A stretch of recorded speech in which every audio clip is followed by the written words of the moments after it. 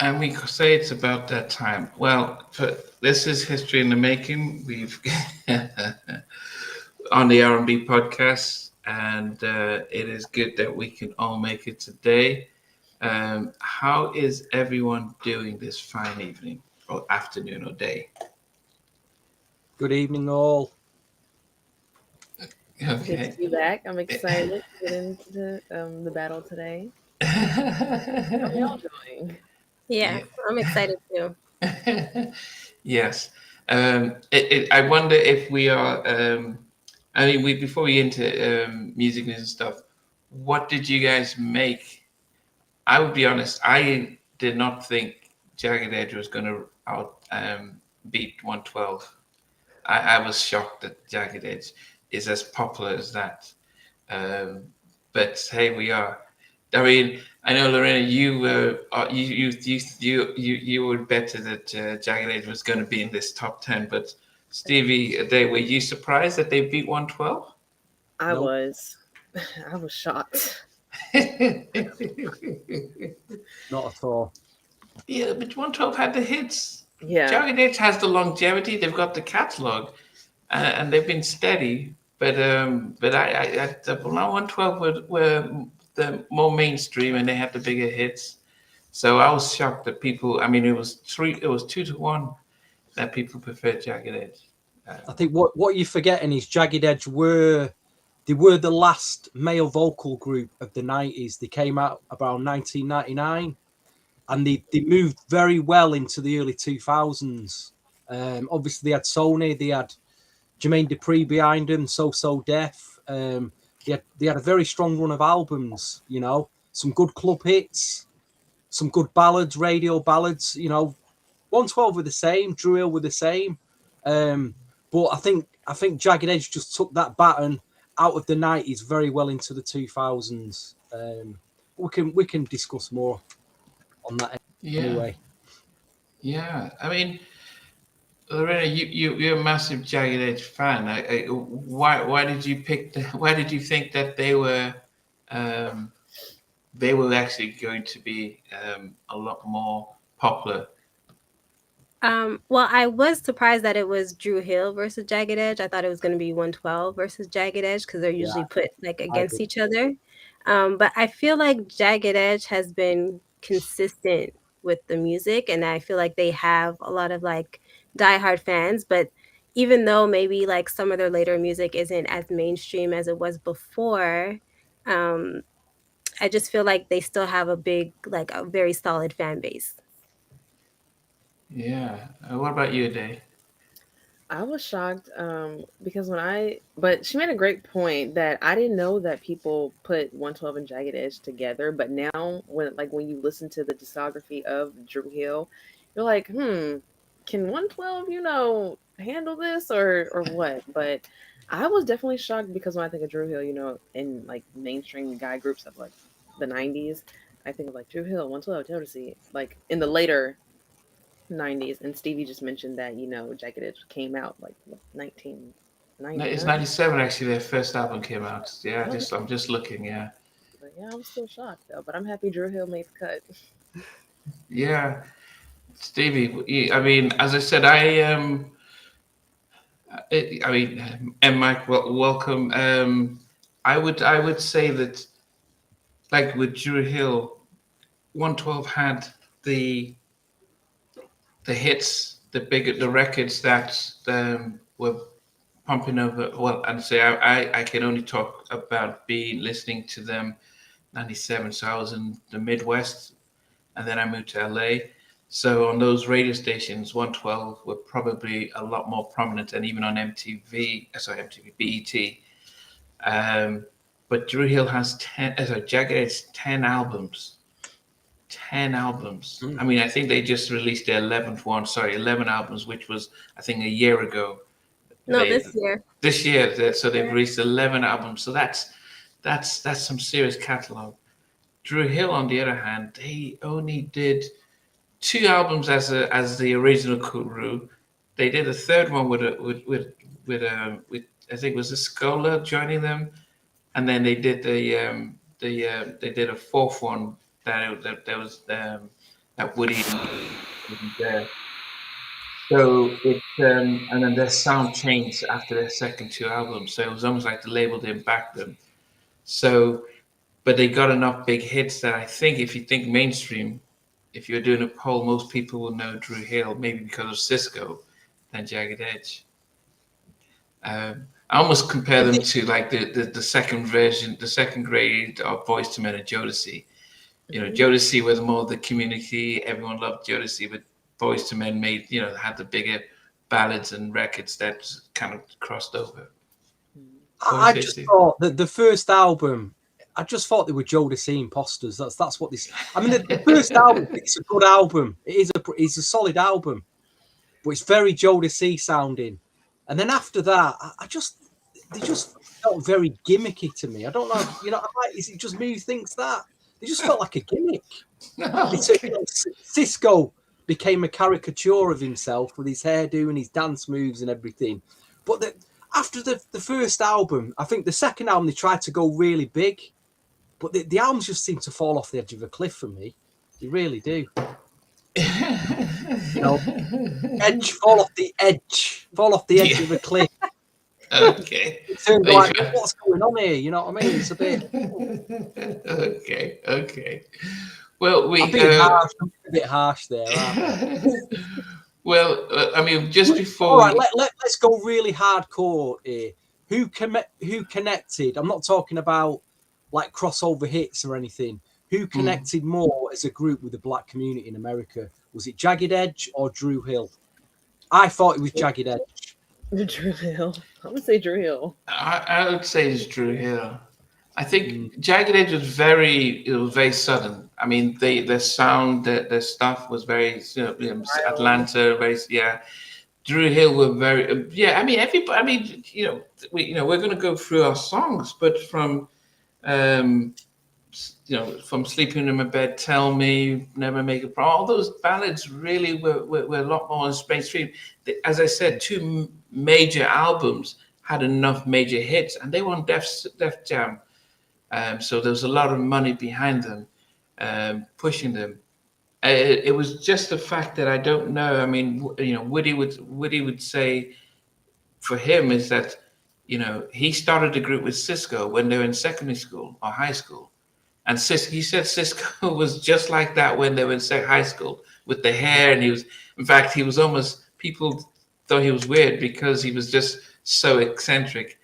And Cisco was into Jodeci while Woody was into Boyz II Men. They bought both cassettes and they swapped them.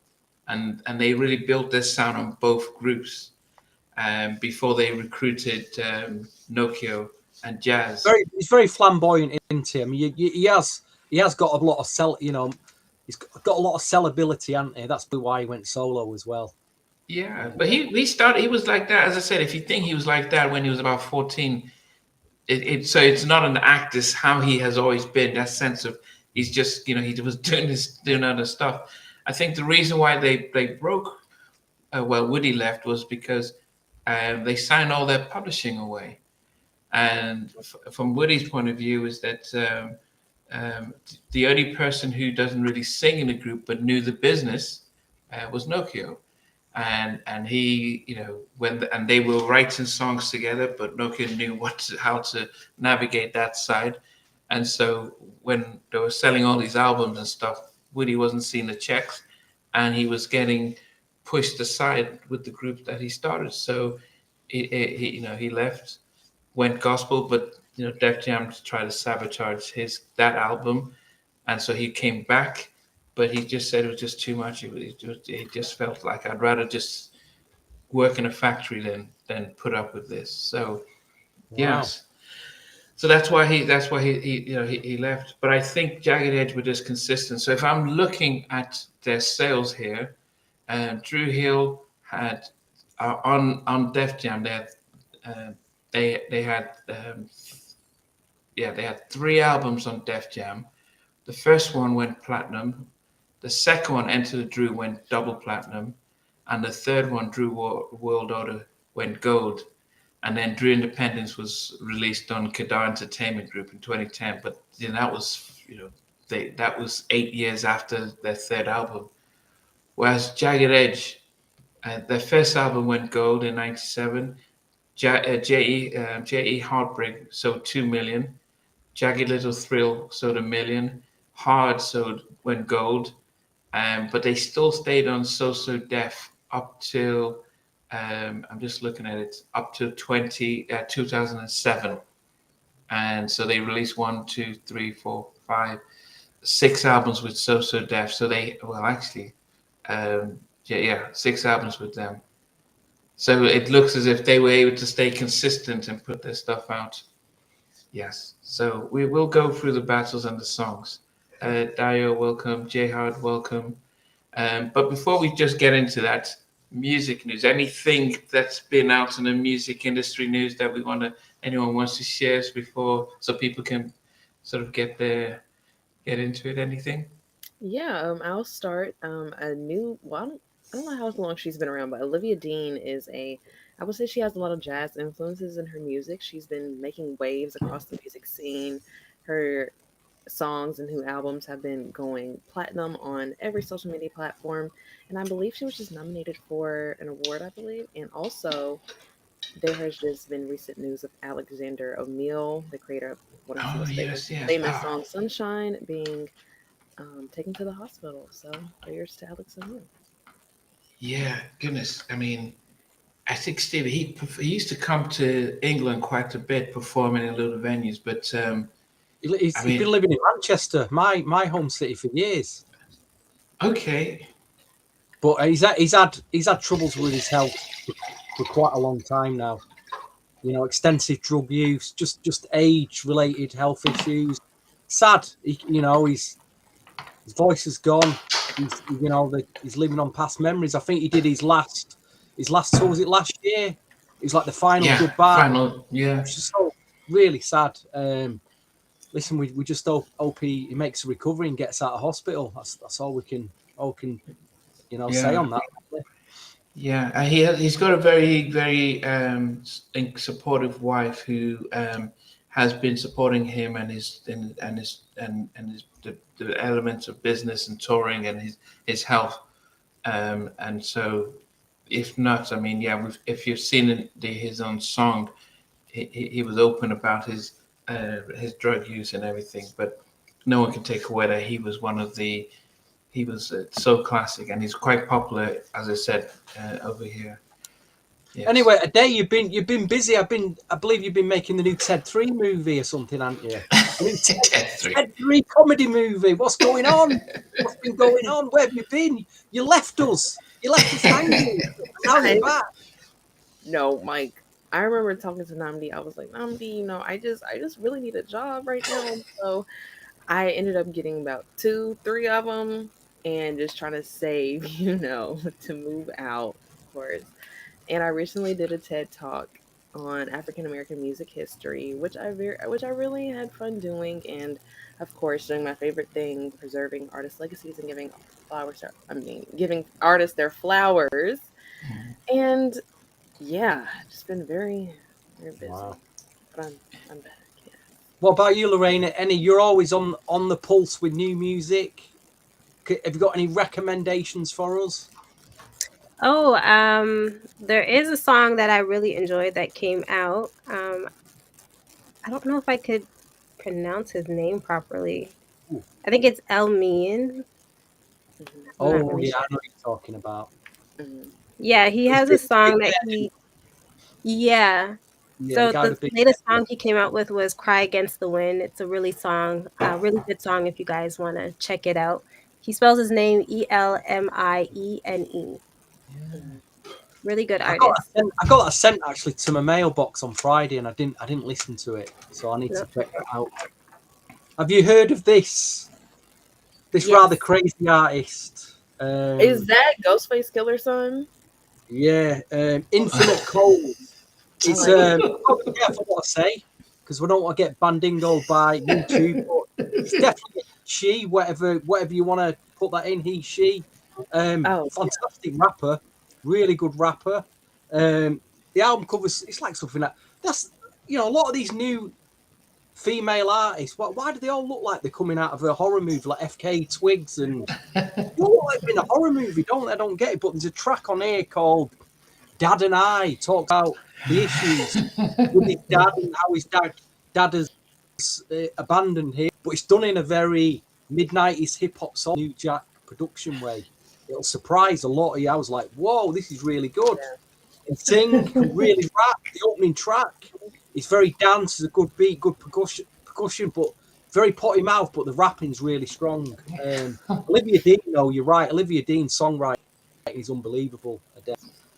You know, you can relate back to Sade and some of the Tracy Chapman. She'll go along them lines. I think her album, well, this particular album, I think will stand the test of time. It'll be selling in about 30 years' time, the vinyls for like hundreds and hundreds of pounds soon if you don't grab one now.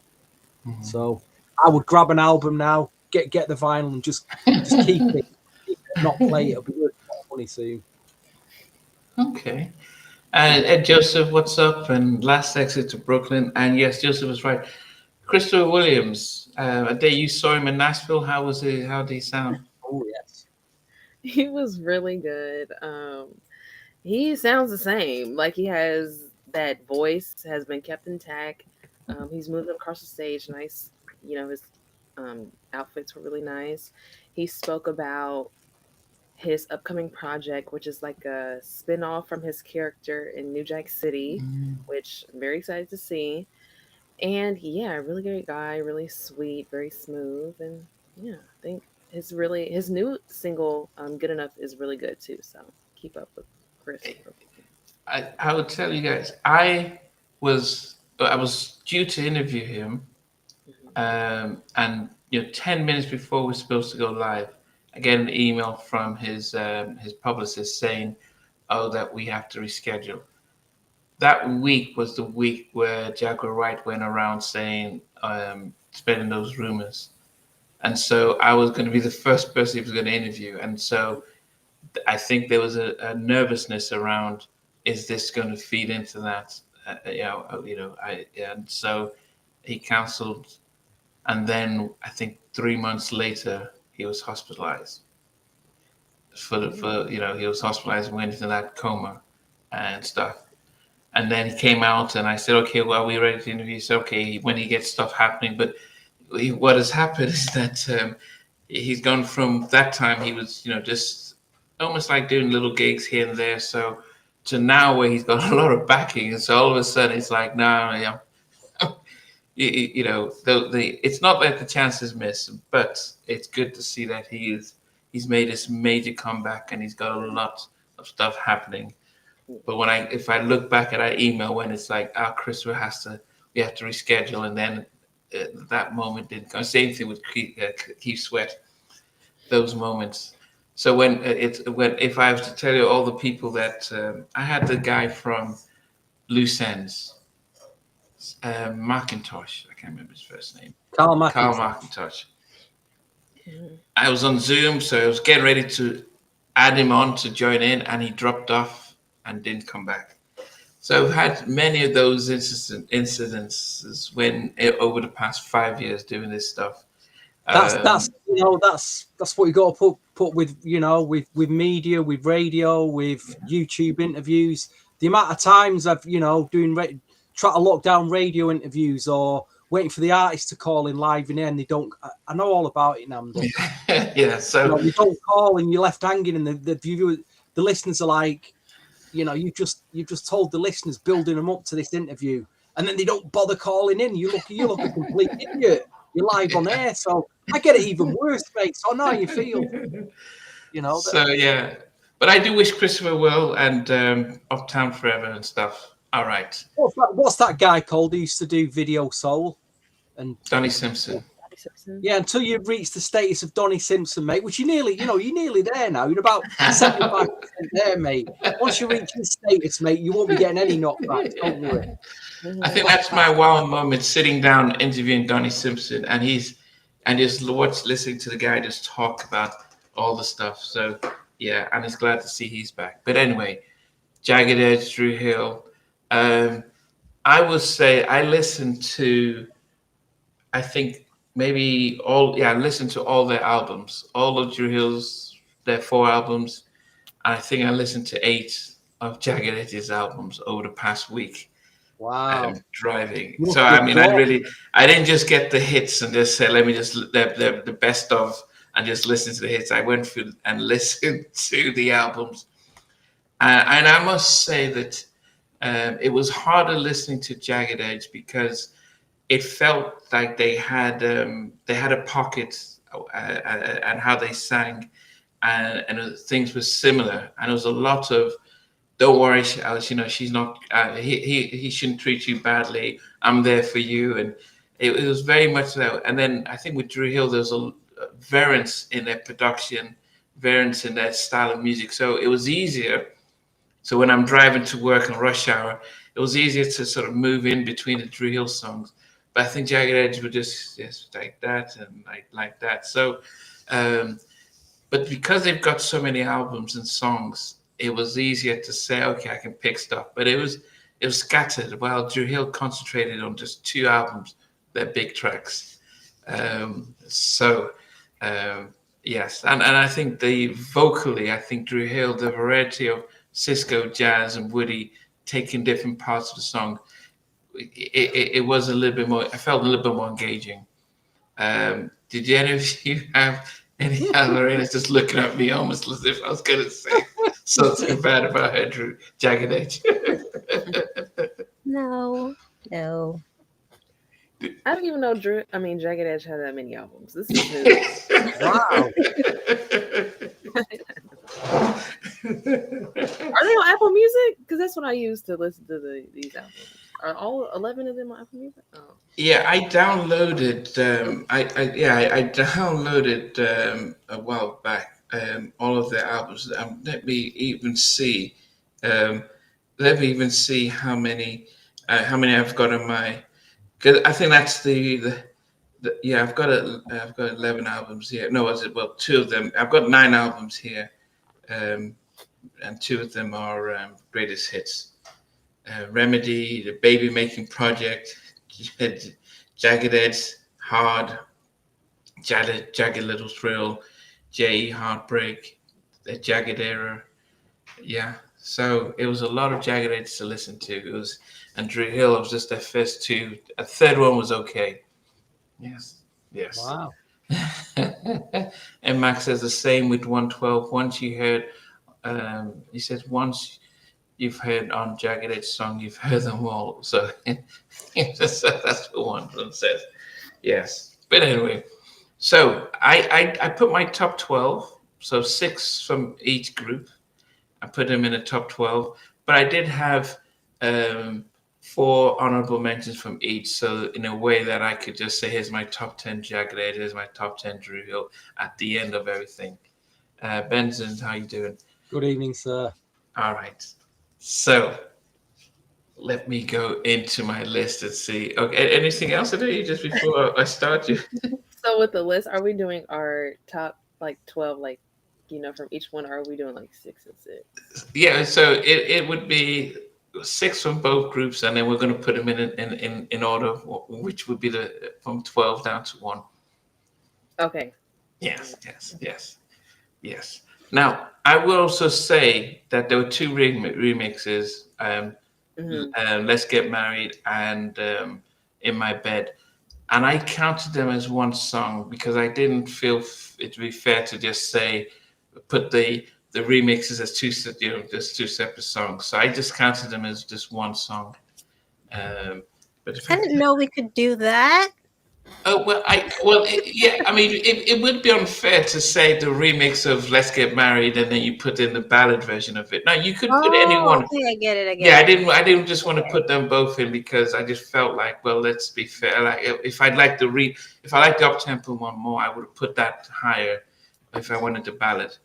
But just before we start, I just wanted to show that I did a poll yesterday just to find out what the community thought about Jagged Edge and 112, and as of now, 1,600 people voted, and they all thought 67% thought Dru Hill were the bigger group. What about the initial poll that you put out though, with all three groups? No, the initial poll. Let me see, and then 2,500 people thought Jagged Edge were bigger than 112. So Jagged Edge won that poll, and then Dru They Hill beat 112, and then Dru Hill. I had to get that one in there, folks. I just had to get that one in there. I was only just going to mention that one poll, but no, I've got the receipts, Nandy. I've got all the receipts. You got all the receipts. But I think too, because Cisco is kind of like larger than life, like he's a really phenomenal like entertainer. So I think when he went solo, I think that also helped the group. Yeah, definitely. Helped the brand, didn't it?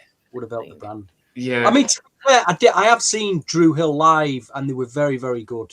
It was back 2011, but I thought they had the showmanship, the stage presence, the stagecraft, the dance moves.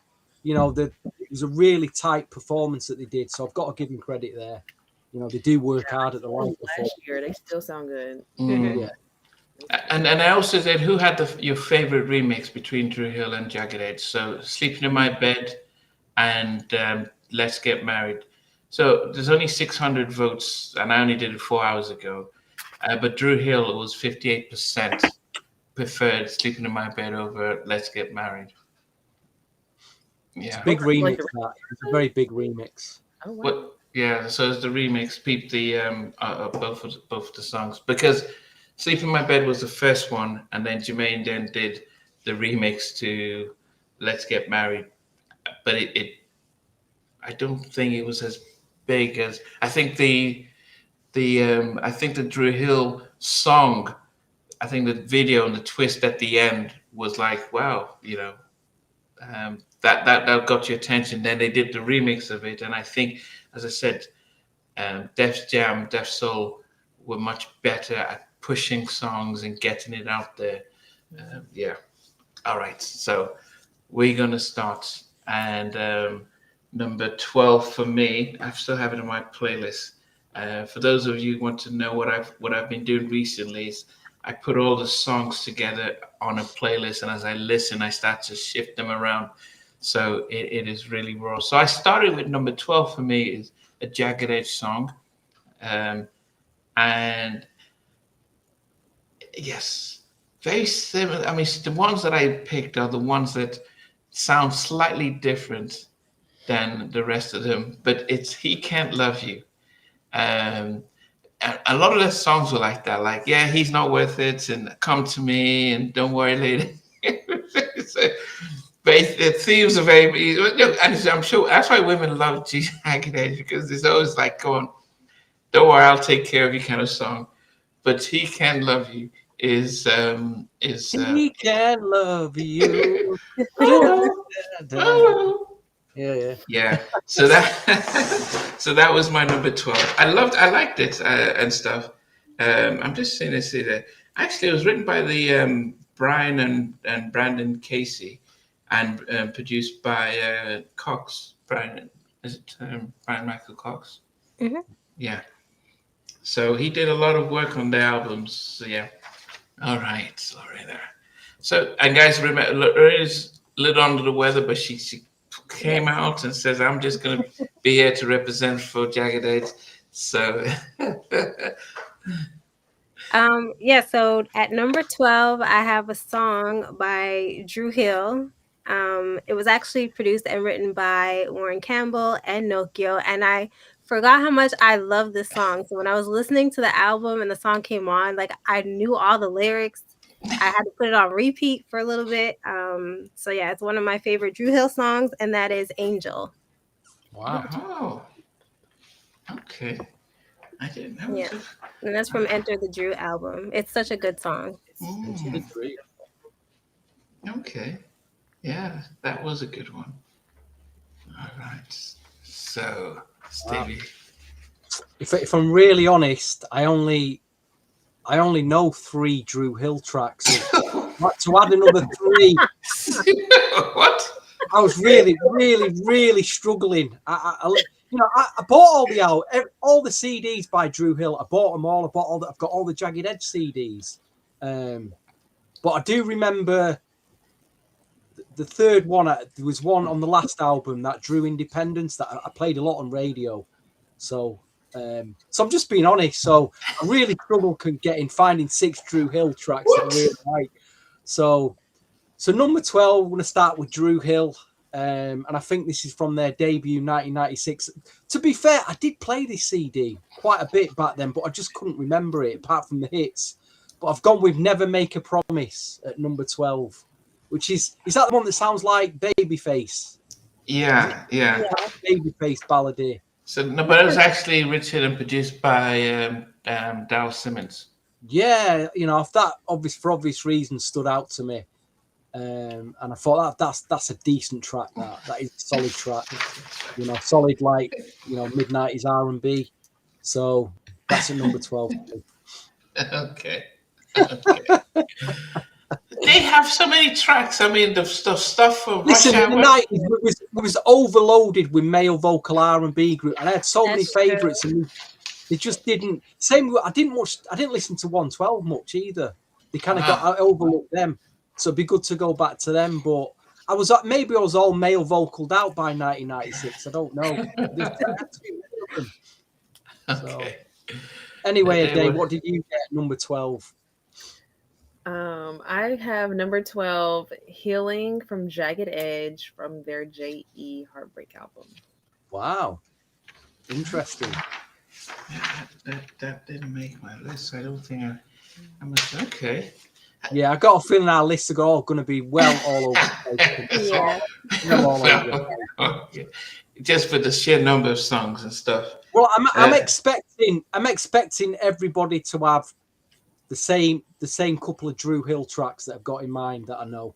I think I'd be stunned if we don't have them in our charts, but let's see anyway. And the Jagged Edge, I think it's going to be all over the place, this one. Yeah. Well, so my second track is so it looks as if Brandon and Brian did most of the writing for a lot of their hits, and even though Jermaine and Brian Michael Cox did the production on their tracks, but it's amazing that the twins wrote a lot of their tracks. But my number 11 is Jagged Edge. Baby, I promise. I promise. At least he's got it in there. Promise is at number 11. So if you think of all their songs, maybe to get into there, Promise is it was nice. But yeah, as I said, it's and I've listened to it as of today.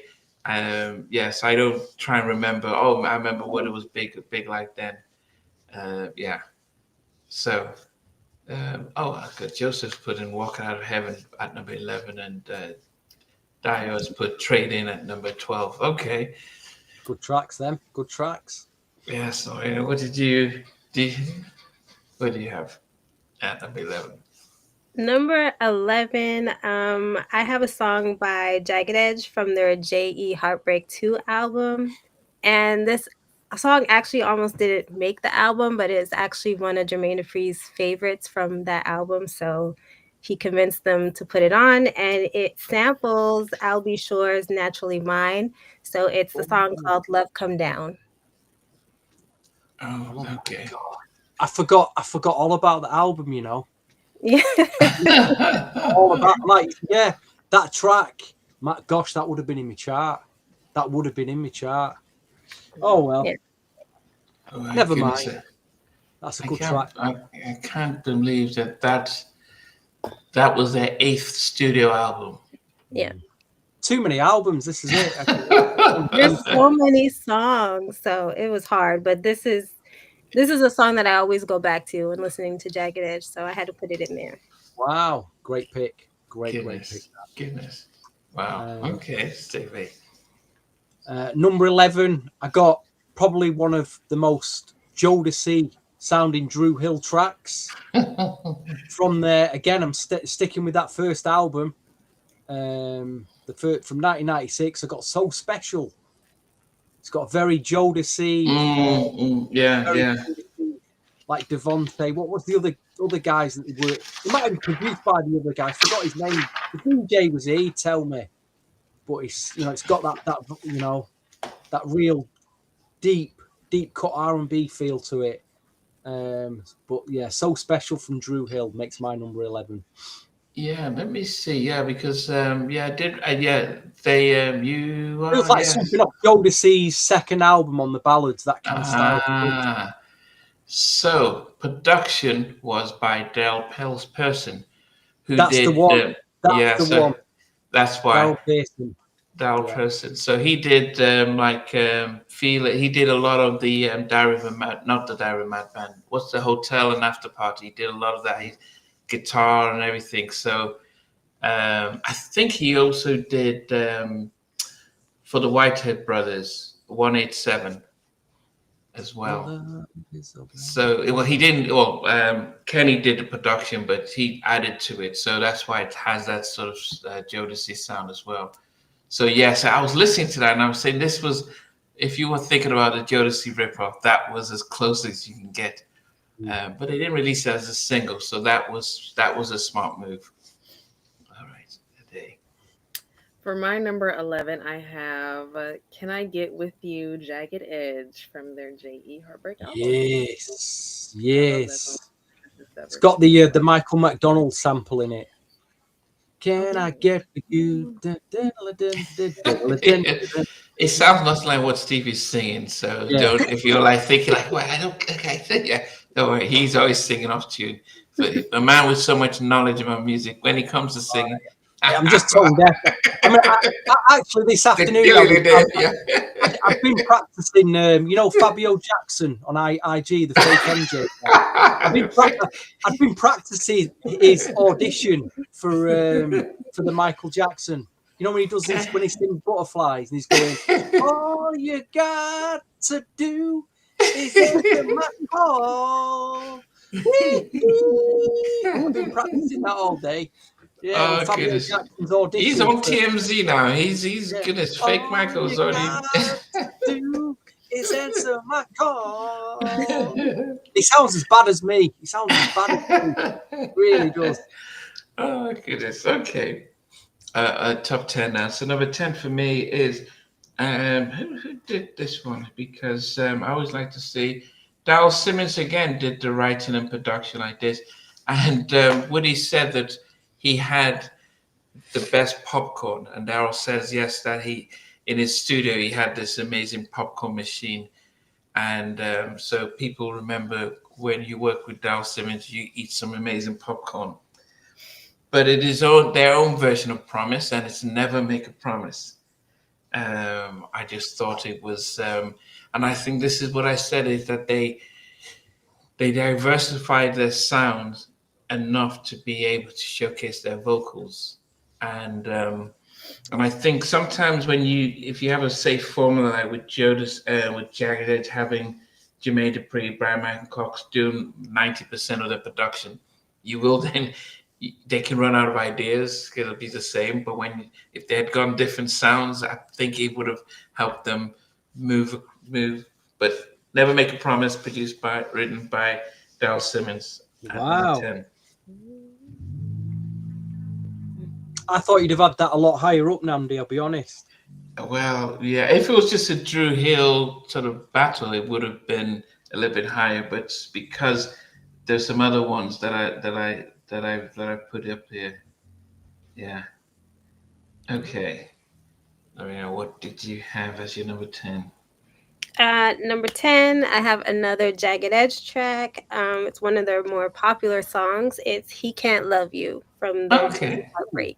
I had that as a number. Oh, did I put it there? Yeah, I did. Yeah, you had that one as well. I think you had it at 12. At 12, so not too bad. Okay. I thought that would have been higher up. No, there's other Jagged Edge songs that I love. So, no. Okay. Steven. Number 10 for me is yet another Dru Hill track. Again from the first album, and it's one of the upbeat hip hop soulist type sounding tracks called Do You Believe? it kind of stood out to me. I don't think it's a killer song or anything. I like the production. It's a killer Yeah, I can identify. That's my comfort zone. That with that kind of production from the mid-90s, and I thought, I'm struggling to find something from him anyway, and that kind of makes sense. So on that first album, they had "Tell Me," they had "In My Bed," "Never Make a Promise." The night's young, here now. 5 Steps, April Showers. The night's young here. They had so many tracks on that first album, but anyway, okay. Ade, what about you? My number 10 is "One Good Reason" by Dru Hill. Oh Wow! what? I don't know what it sounds like. Maybe do you want to? Yeah, what album was that on? That's a great question. Let me go see. One Good Reason. I wonder if it's on the. The reason why I shouldn't leave. Some. What's the? From. Okay, that's from the second album. Yeah. Okay. The second album. All right. Okay. The only song I know with the title "One Good Reason" from, I remember this lady called Marva Hicks, who sadly passed away many years ago. She did an album in, I think, 1990, a brilliant track on it called "One Good Reason." But it's not. Dru Hill wouldn't have covered that track. There's no way he would have covered that track. But yeah, I don't know that track a day. I'm sorry, I didn't. Just. You do now. You do now, yes. Okay. So give me one reason my love is out for the season. Why me? Okay. Let me see. Okay, so number 8? Number 9. Oh, number 9. Yeah. Who did the production on this? Oh, it is the same. Oh, well, actually, it was Manuel Seal and Jermaine Dupri, of course, Brian Casey and Brandon Casey doing the production. I gotta be the one you love. I gotta be. So I gotta be is at number 9 for me. Oh yes. So yeah, that was one of the singles. Good track. I think I mean they had the ballads. They had some nice ballads and they had it, but there was. Yeah, I don't know. I was listening to a lot of their songs and I was enjoying them. Even you'd like the remix to that, actually. I think you probably even like "Let's Get Married." It's like, oh goodness, what is this? I'm like, it's supposed to be an upbeat, like, oh, let's get married. So it was like, wow, are you trying love story. Well, it's a questionable love story, but Yeah, but it was supposed to be upbeat. It was supposed to like, let's get married, but it was that. I was like, wow, this. I was like, okay. So I mean, yeah. So it's So I gotta be the one. Yeah. So they wrote some songs. They wrote some ballads, but yeah. So they had Destiny's Child in that video. Oh, they did. Okay, I can't remember now. Okay. So have you picked 3? Have you picked 3 Jagged Edge tracks so far now, or 2? Yeah, I picked 3. I've picked "You Can't Love You," "Promise," and "I Gotta Be." So that's the third one. Yeah, you picked 3 pretty big tracks there from Jagged Edge. Yeah, I mean, I've got a top 10 of both of them. It was the Dru Hill was easier, but the Dru Hill was much easier to do and harder to fit in. And I think nobody will ever guess my top Dru Hill songs. I think that would be it'll surprise everyone. Yeah, go ahead. Okay, number 9 is a Dru Hill song produced by Babyface and Damon Thomas, and it has like one of my favorite lines in a song because it always makes me laugh. But it's the song "These Are the Times." These are the times. Was that on the? That wasn't on the Soul Food soundtrack, was it? I'm not sure. No, but it was at number. It's number 15 on the album. It's almost like at the bottom. So I wonder why it was just they would get Babyface to, Dru pay all Hill that money for a Babyface track and throw is it at the Dru Hill bottom. not making love no more on Soul Food. Oh, yeah. Okay. Yeah. Okay. Yeah. It was okay. I'm surprised they got a Babyface track and they just threw it at the bottom. But they put a lot of money in the second album with producers. Yeah. Yeah. Okay. Stay there. Actually, these are the times on my first draft at number 12, but it got edged out. Dru Hill. I just thought I listened to it again and I thought it's one of those Candle in the Air type tracks, isn't it? But it's so good. Yeah, it's a good track. Just like I had it on my primarily like 6 or 7 track list, and it just dropped out. But that is a good candlelit wave it in the air type track.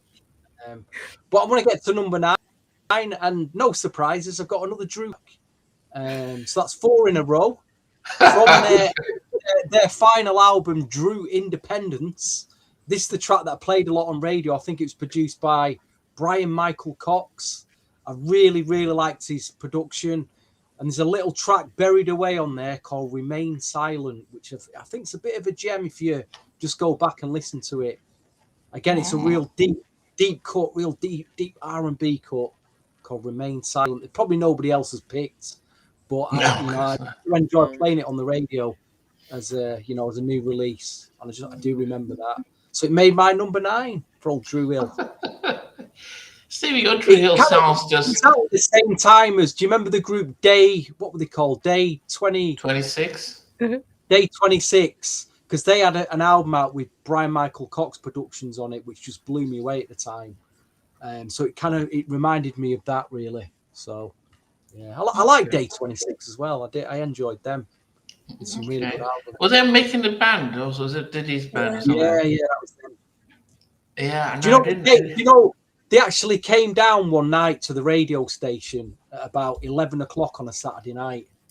And I did an interview with them. And after that, they went off to do a performance in Manchester.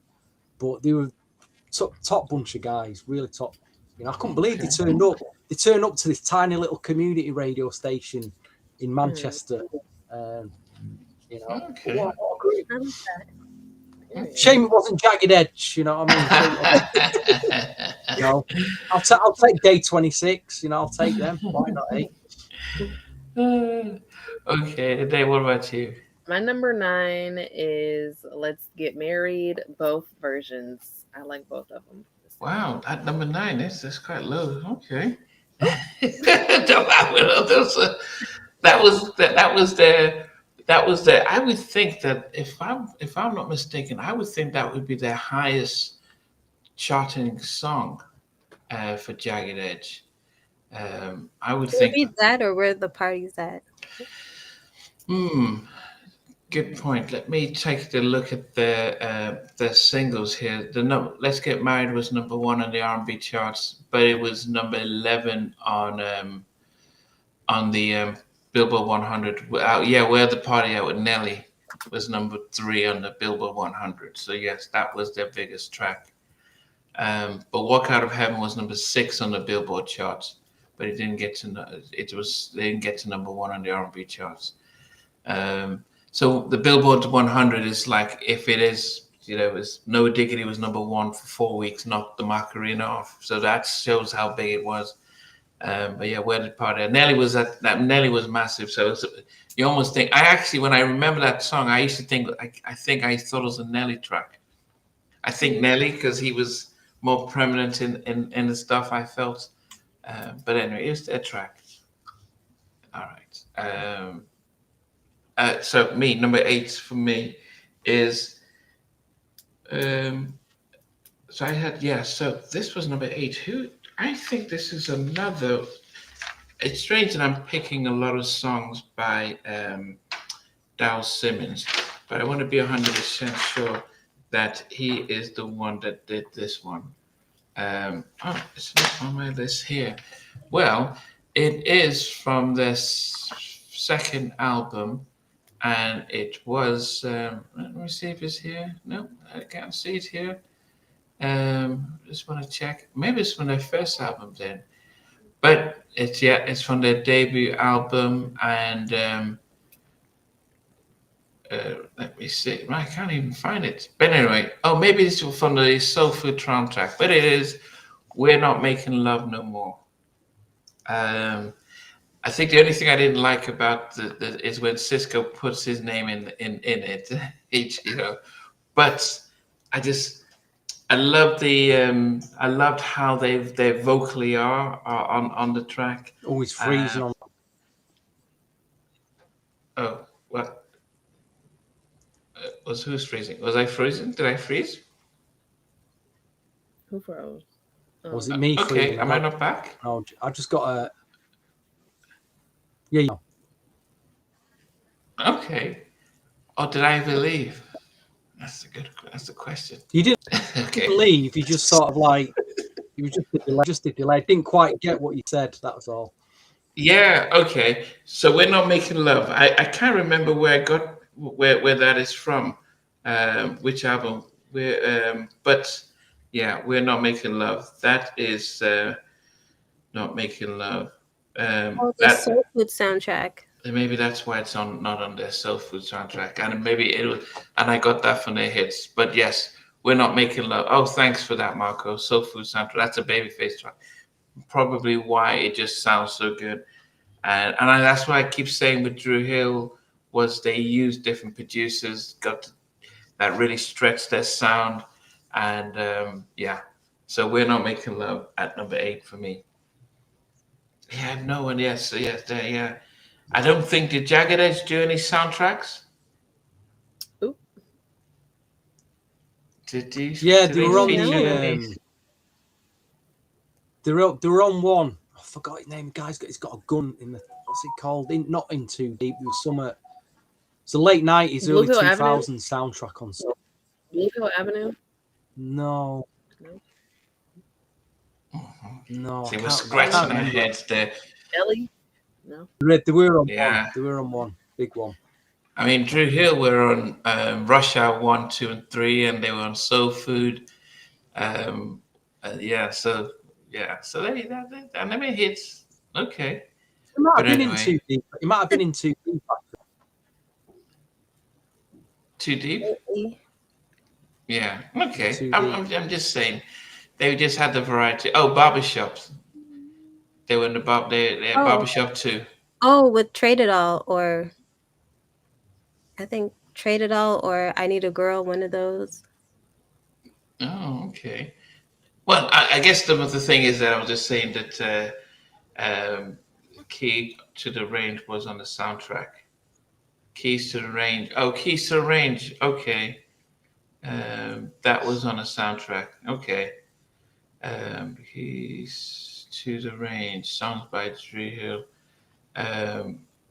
Yeah. Okay. But anyway, go ahead, Loretta. Oh, number 8, I have a Dru Hill song, which was produced by Nokio. I Love You from Dru World Order. That is my number 8 song. Okay. Yes. Okay. And they did Trade It All with Puff. Okay. Yeah, the Dru World Order. That's exactly. Yeah, I did like that album. I think the challenge I had is I couldn't tell who was singing all the parts because there were 5 of them. I don't understand, why would you go from 4 to 5 and share the money from 25% to 20%? And well, I didn't understand that whole thing. All right, Stevie. I just remembered something actually when I was talking about that Day 21 interview. They were in. I'm talking about, I talked before about people who don't show up for interviews. So that Saturday night I did Day 21, and the next day I was on air again on Sunday afternoon, and we had Jay Holiday coming down because Day 26 and Jay Holiday and another act were all performing in Manchester that night. So I've got all my notes prepared, and I've listened to all the Jay Holiday albums. I'm live on air. The station manager says, "Be here in 20 minutes. Jay Holiday will be here in 20 minutes." So 20 minutes comes, door opens, 4 guys walk in. and they all sit down and they're all mic'd up. And I went, where's Jay Holiday? And they went, he's not turned up. And I went, who are these guys then? This is Pretty Ricky. And I'm like, what, Pretty Ricky? And I never even listened to her, but I think I knew on the hotline or so. And I'm like, I've got her interview, Pretty Ricky. What do you do? It was probably one of the worst interviews I've ever done. I think I gave him 10 minutes. I didn't know what to ask him. I ended up asking him, like, what do you, the lyrics were very, very potty mouthed, very, and I asked him about, the lyrics in the songs are a bit, how does radio take to and all that. And I just did not know. It was terrible. But imagine that you just put on the spot and Pretty Ricky are there. And they were, they were like a bunch of clowns. They're all clowning around. I said, just get him out the studio. Let him 10 minutes and get him out. I mean, yeah. I never knew what happened to Jay Holiday, mate. I'll never know. Maybe he didn't get out of bed that morning. He mustn't have got out of bed. In fact, one of his tracks, something in the bed or something, I remember. Take You to Bed. Was it? Yeah, that was one of his tracks on it as well. Maybe he didn't get out of bed that morning. But anyway, what are we on now? We're on, I forgot there, I digress. And we're on number 8. Number 8. Number 8. Finally, I've got a Jagged Edge track to talk about. And I've done. Is it on the? I can't. It's not on J Heartbreak, is it? It's not on Jagged Little. I think it's. Is it on the Hard album? Walked Out of Heaven. Walked Out of Heaven. Yeah, that. Walked Out. Yeah.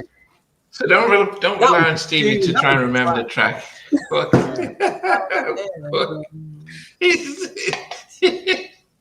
That's the country version that Stevie's singing. Walk out of heaven. You must remember that one, though. Yeah. This is the harp. The harp playing. Go ahead, Dave. Did you answer Zico's question? Was that the Levert's Big Throwdown? This is the Big Throwdown. Levert. What's that? For my number 8, I have Never Make a Promise by Dru Hill. Okay. Yeah, okay. So they had 2 promises. There's Promise, I Promise, and then Never Make a Promise. Yep. Where did you get that Levert LP from? I don't have that on vinyl. I need round and steal that from you. Record store in LA, I think Amobia. How much? I think it was only, let's see. It's $7. It was the record parlor in LA it's $7.98. Oh, that's a good price. That $8. That's about what? It's about £6 that in the UK, Namdi. Good price. $7.98. Yeah, about £6. Yeah, I've not seen that album on my shameless plug for my Vinyl Search YouTube video channel. Yeah, I've not seen that yet. I'll be highly anticipating that one. Yes. Oh, okay. Just as you go on, both of you, well, the 3 of you, you both have YouTube channels. So, Stevie, so people are just for people to remember that you do have a YouTube channel and you have episodes in search of vinyl, where you go around different vinyl shops across the UK. What is the name of your channel?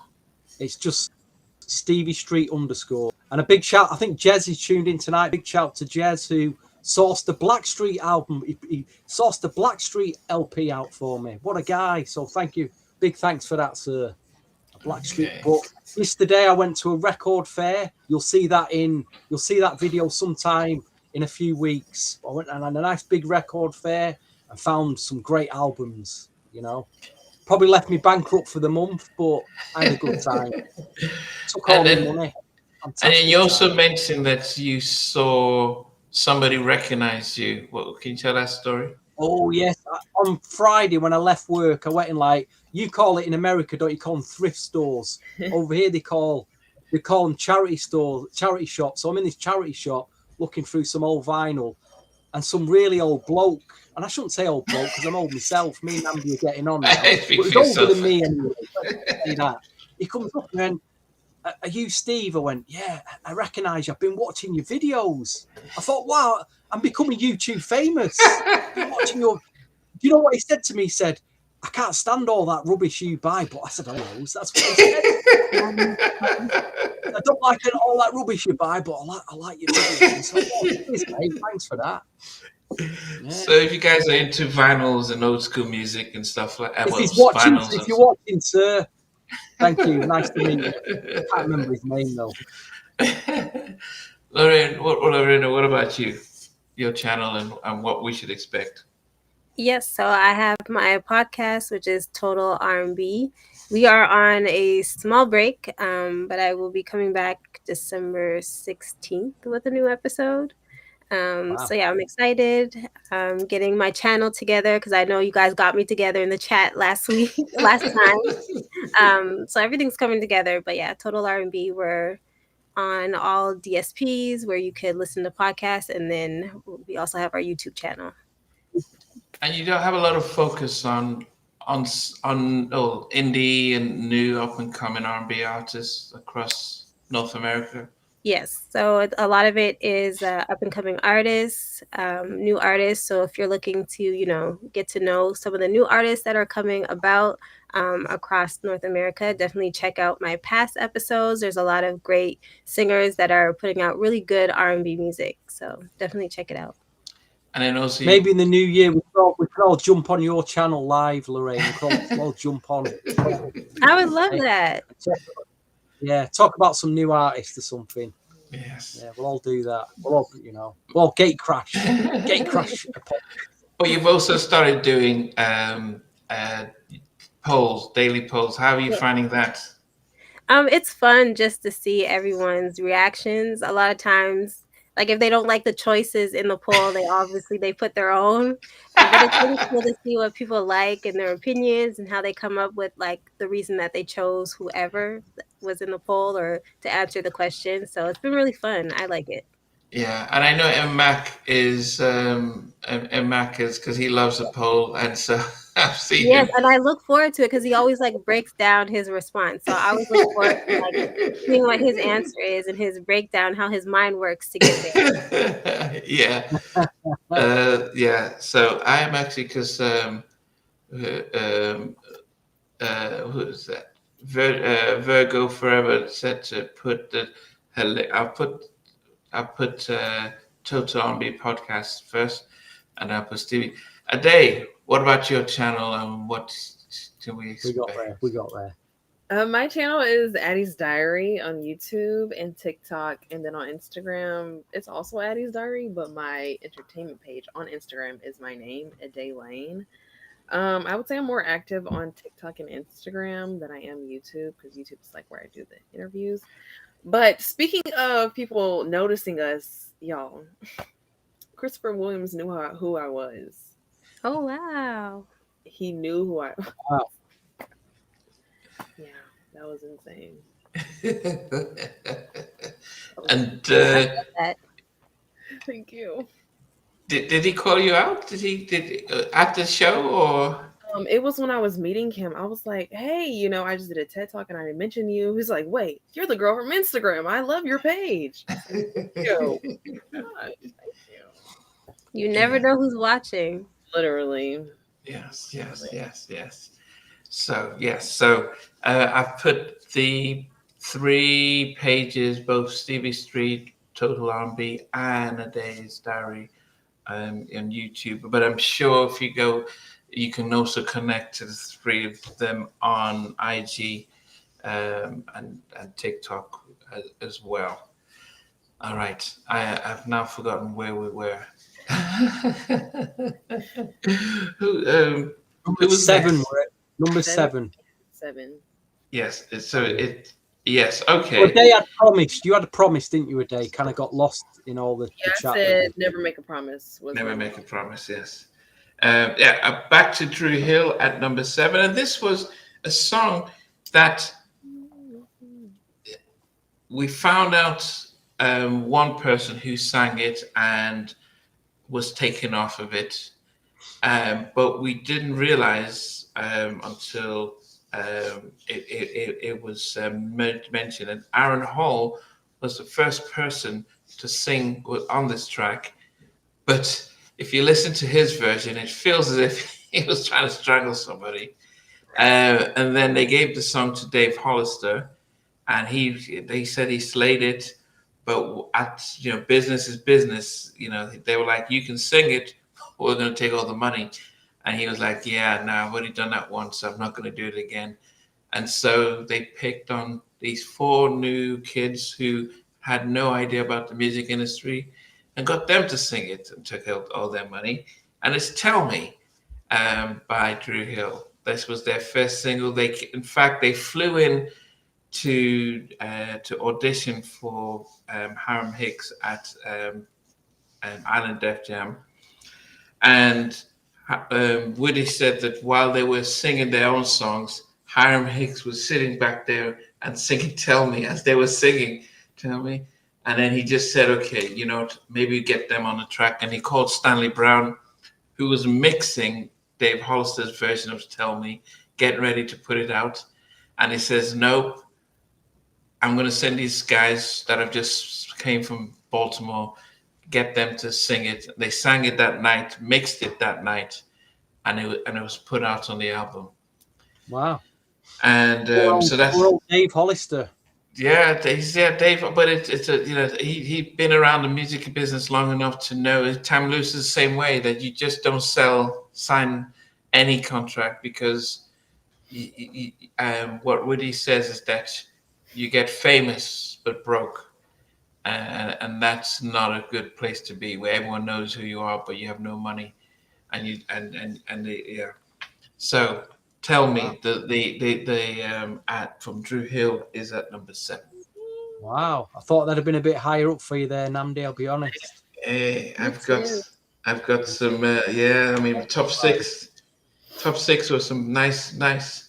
I think I like my number 1 and 2 so much. Yeah. Wow. Tell Me should have definitely been higher. Hey, yeah. I mean, it's good to think about it.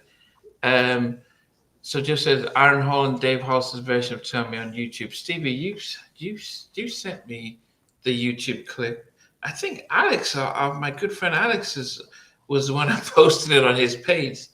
I'll tell you, sent me that was our friend Idris. He sent me the link to it on IG. Yeah, he said Aaron Hall originally sung it. I said I didn't know. I said he sent me the link, and then I sent it you. Yeah, I'm gonna post it in, but Alex, who is Alex is a super fan. I mean, he's the one that when I interviewed Dogchild, he had questions that Rodney says, how did he know about that? It's like, who sang the demo? Did Mike? And he's like, are you going to pull out this demo stuff? So he was the one that posted. I'm going to put the link of Aaron Hall's version of Tell Me on here soon. But anyway, Lorena, go ahead with number 7. Number 7, we are back to Jagged Edge. It's a song from their album Jagged Little Thrill. It's one of my favorite Jagged Edge songs, which is Remedy, which was also produced by Brian Michael Cox and written by Brandon and Brian Casey. Wow, that's a good choice, that. You like that album, don't you? Jagged Little Thrill. That is my favorite Jagged Edge album. Jagged Little Thrill.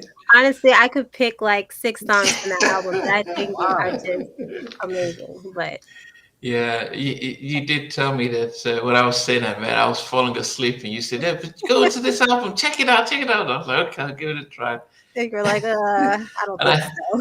And I had a nice nap after listening to it. But anyway, no, okay.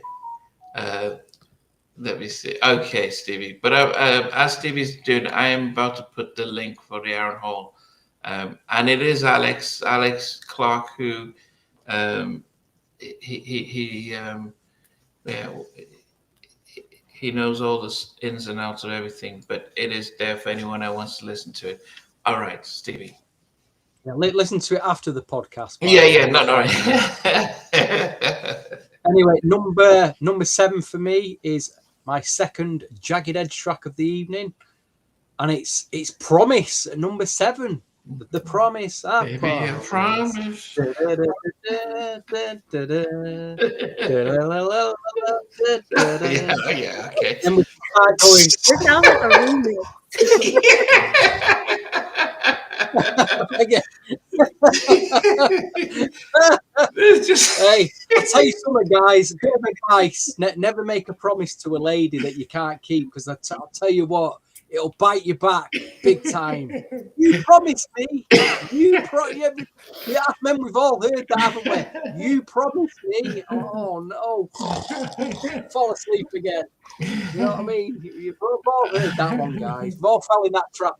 Never make a promise. Dru Hill said, if you can keep it. So there you go. Oh, goodness. Dre Clark did say salute to Jagged Edge for never breaking up. Yeah. And it is true. Because if you think about it, can you think of an R&B group from the 90s that didn't lose one member of their group? Cut close. Okay. That's true. Yeah. And go back into start thinking. Yeah, it's kind of few. I think Silk. I don't know if all 5 members of Silk stay together. But I'm even gonna say yes. I think they're still together. okay. Mind you, the lead singer, when I went to London in, is it April or March? No, it was April. Little G. And Little G from Silk was performing. I don't know what happened to the other 4 guys. Maybe the promoter couldn't afford. Yeah, it's something cheaper to just get Little G to come in and do a few songs. Little G over, yeah. He But sounded he does amazing, like actually. solo songs too. So Yeah, he does. Yeah. No, goodness, somebody said after 7. Even Keith Mitchell had just left, so it is Kevon and friends. SWV, good shout outs. They did promise that they'll never bring in a change and stuff like that. But it's very few, so it's not to say, but especially male groups. So you think about Blackstreet, Guy 2.0, Guy 2.3. If you think about them, think about 112. There are a lot of them. B2K, or either they break up, one person goes solo, or they could come back. But just to be like what Jagged Edge is like the 4 of us started as the 4 of us are going to continue. And none of the twins have gone to do solo stuff and left the other 2. It's like we put out the albums as a team, so that you've got to give respect to that. Yeah. Okay. Who's next? Was it me? Yes. Number 6, right? Yeah. No, 7. no 7.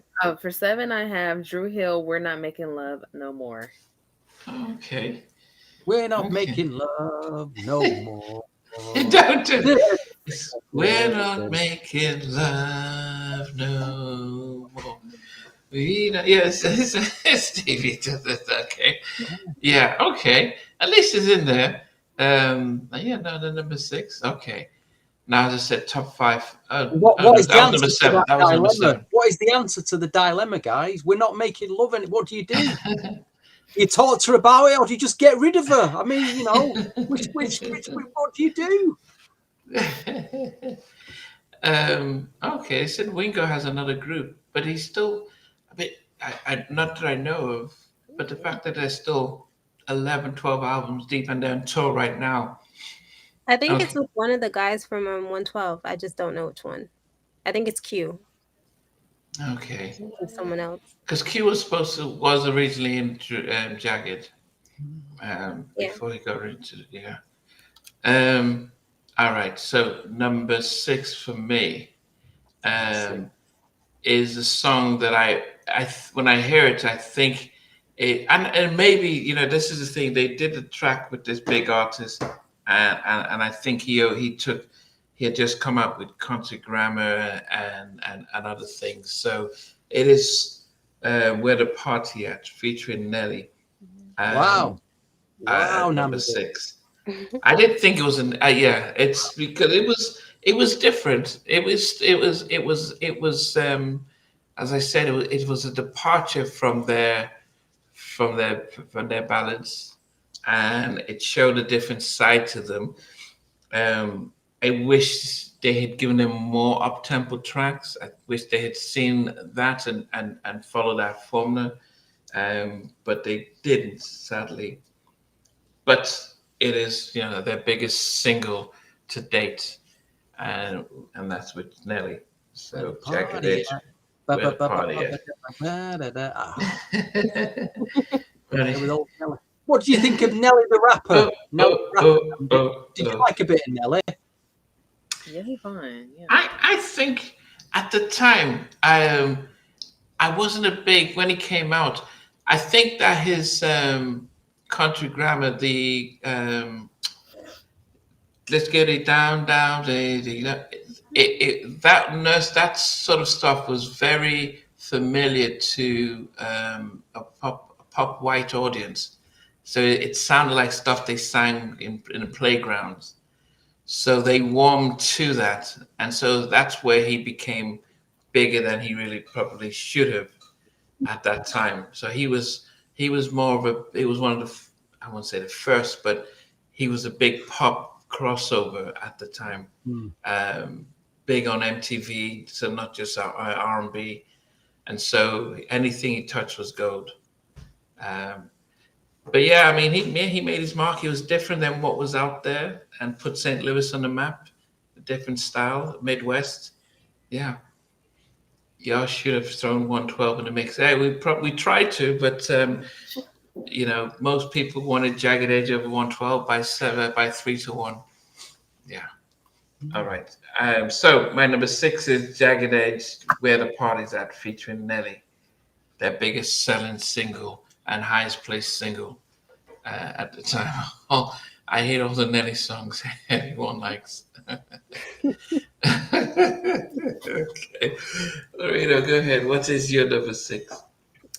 Number 6, I put Tell Me by Dru Hill.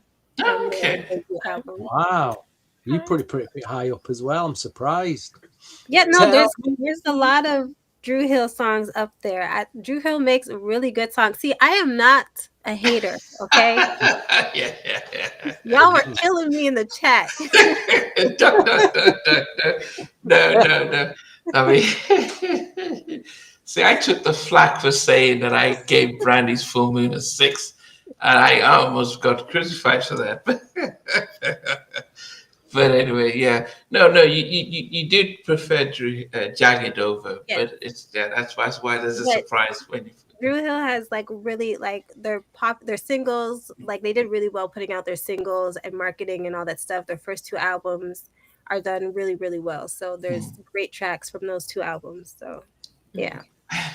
Okay. Stevie, what did you put for 6? Again, it's another Jagged Edge track. I have 2 favorite Jagged Edge albums: the first album and the Hard album. Believe it or not, I think that was their 4th album. 3rd or 4th album, but I've gone for another deep ballad cut. Another you'll probably fall asleep listening to, but it's called "What It's Like." What it's like to be in love. It doesn't sound like that, but I realize it. I realize it wouldn't sound like that. It's a real deep, gets you in R&B cut. I mean, I picked that above Promise and Walked Out of Heaven, believe it or not. So I must have really liked that track. But yeah, that's my number 6, Jagged Edge. What's it like to be in love? I don't know. They say they just don't know what it's like to be in love. I was quite surprised, actually.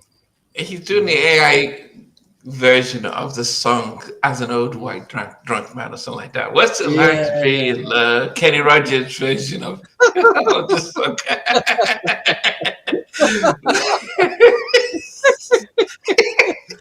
Kenny Rogers sang Jagged Edge. The AI version. Yeah, the 70s country version. Yeah. Oh, goodness a day. My number 6 is Promise by Jagged Edge. Okay. Ezekiel, you damn right it doesn't sound like that. Yes, I can. Sorry, Dave. What was your number? Baby, I promise. Promise. Promise. Right, you've got Promise as well. So Promise has been picked 3 times so far. Then 3 times. Yes, maybe Lorena might. Well, we shall see. The night is still young, so it's been picked 3. So quite a big track that so far in the old charts. Okay, top 5. And because I combined both songs, I think would this be here on the back of the remix? It might be. I think it is on the back of the remix because I think the original version. I always remember when Mary came out with the My Life album, and when and I was in college working night shifts at a lighting company, and you have the radio playing in the background. And then you'd hear her sing, "Go, not gonna cry," and so this song just kind of brings me back to that type of mood. And I did mention about,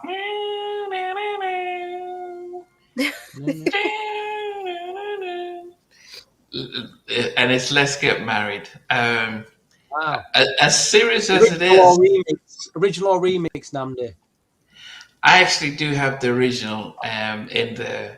But as I said, because I put it together, I think the remix was really good. I mean, I loved Reverend Ron doing his rap on it. But I think the original was, I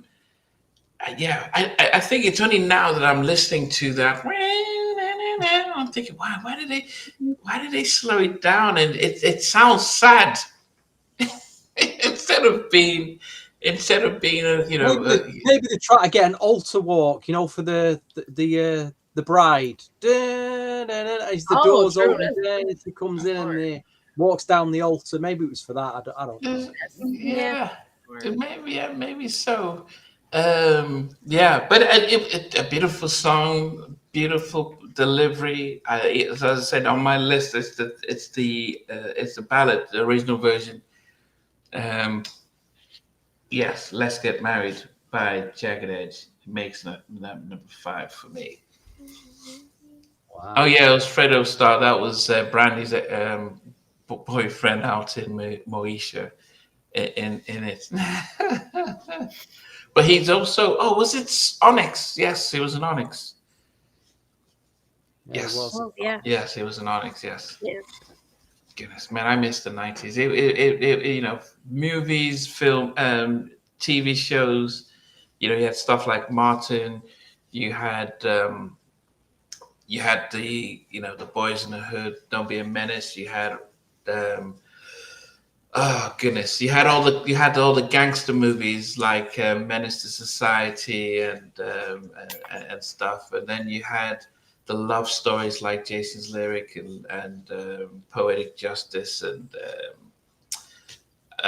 what's the one the one with Nia Long and Love Jones. Love Jones. I love that. I love the whole jazz, the whole stuff, the spoken word. Goodness. I mean, that's an amazing decade. I mean, the 80s was fun. In his own way, but the 90s generally, and I was out there in the States throughout that whole time. Yes, must have been nice. Well, thank Benton's for the super chat there, Namdi. He sent you a super chat. He says he wants Randy and the Gypsies album. He's making you richer. Hey, on behalf of Namdi, I'll thank you for sending Namdi a super chat there. Benson, yes. Thank you very much, Benson, there for the super chat. Randy and the Gypsies. I wonder if somebody did tell me. Okay, and then also, Ade, you have watched the Diddy documentary on Netflix. All 5 episodes. Don't spoil it for me. I've only seen episode 1. We can talk about episode 1 if you want. Well done. Is it well done? You said what? Is it well done? Oh, I said it's really well done. Yeah, it is. You both watched it. Yeah, I was Okay. quite surprised actually. Okay. You'll enjoy episode 1 anyway because it goes back to the Uptown days and the history of how he became P Diddy. It's very well put together. But where they got that footage from of him in his hotel room, unbelievable. How they got all that. They You know, said on that the edge. He's on the edge. He's really on the edge there, isn't he? He's like, you can tell he's like, it's not looking good for him, is it? You know? Yeah. Oh yeah, Brown Sugar was another good movie. Yeah, dude, where's my car? DJ All Day, welcome. Yeah, I think in the new year we will look at. We would do movie soundtracks, and we have to do movies and do a sort of a pop culture look back at some of the top 10 black movies that came out in the 90s, because that was definitely a different time. They don't make those kind of movies anymore. at all. Okay. Who's at number 5? Lorena, were you at number 5? Oh, number 5 will go to Jagged Edge. It's a song from their album called Hard, and the song is called Visions. Oh yes, yeah. Yeah, Good that one was album, produced by Jermaine Dupri, and yeah. Okay. Yeah, I think I yeah, it was. I think I did look through some of their tracks, and I went back to their first 3 that to compile my list. Stevie, what made you number 5? I'm just reading Benson's thing there about the film. Hopefully, the new year we'll be all over it. We won't talk about. We've had so much P Diddy this year. I'm all P Diddy'd out.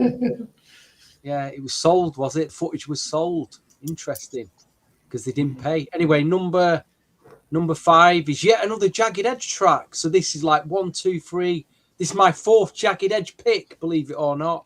And I think, who mentioned "Can I Get With You" earlier? Was it you, Ade? Yeah, I picked that number 5 just because I picked all the ballads so far. I'm trying to wake myself up, so I need to wake myself up. Again, it's you could play this in a club a bit early doors to try and get people in the mood. It's got the Michael McDonald sample in it. It's got the big snares, a big crash snare sound in it. Can I get with it? Yeah, quite a good up tempo that from Jagged Edge. I picked that over Where's the Party At and the remix of Let's Get Married.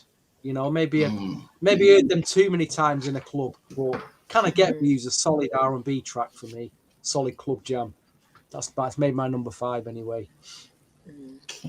Okay. For my number 5, I have Walked Out of Heaven, Jagged Edge. And it's what he's saying, the opening. Driving on a lonely highway. For the opening alone, I'm just like, yes. So it was written by the 2 brothers. They wrote their tracks, man. They wrote and sang their tracks, and produced by Brian Michael Cox. I mean, goodness, think about the royalties, man, because they were getting publishing on the songwriting more than the other guys.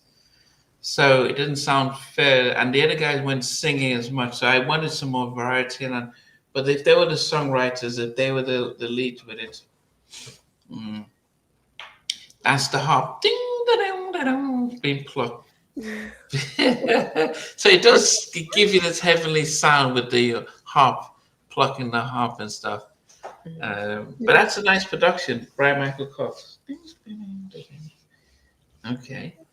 All right. Number 4 for me is Ade's number 5, Walk Out of Heaven. Yeah, it's and as I said, and it was so hard to keep on top of all the new music and all the new releases that came out. So I don't think I owned a Jagged Edge album, because I think at this time I was probably overly Blackstreet, and I focused on Blackstreet. I had all their music. I had everything from Boyz II Men and everything from Jodeci. so there wasn't too much room for other groups, because it was like you pick a lane and just go down that route. I couldn't just listen to everything, but you listen to the singles, and so yes, so I knew about Walk Out of Heaven, but I can't remember the rest of the albums, on other tracks other than this. So I do. Obviously, I've had some on my list, but that is, I think that's my last Jagged Edge. That is my last Jagged Edge at number 4. Well, at least he got to number 4 anyway. At number 4. Wow. I'm surprised they made you top 5, to be quite honest, Namdi, the way you were talking about it. Well, got to number 4. So, goodness, so you can realize that I've got some serious Dru Hill at 1 to 3. Yes. Okay. Go ahead. So number 4, we're going back to Dru Hill, and actually this song, well, the one that I chose, the song initially, like the beat was supposed to be for Jagged Edge, but it went to Dru Hill, and Jagged Edge was actually in the video, but they got cut out. Oh wow! Yeah, which is In My Bed, the So Def remix. That is number big 4. mix, big mix. Okay.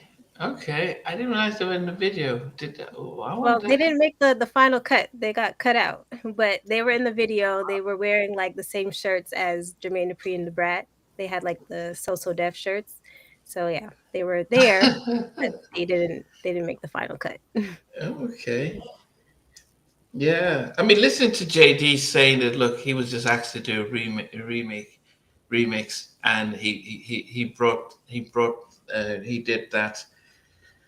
And I think if you try to do something that emulated, like the Let's Get Married remix was nice, but it wasn't as good as In My Bed, because that was just, I think it was one of the first sort of up remixes of a ballad going into an up tempo like that. I mean, I'm sure there were others, but it was, one of the more prominent ones, and it really caught our attention. Yeah, big mix. Yeah, it was one of the biggest. One of the. You could put that in the top 10 remixes of the R&B in the 90s. That it's really up there. Yeah. Stevie, what about you? What did you put at number?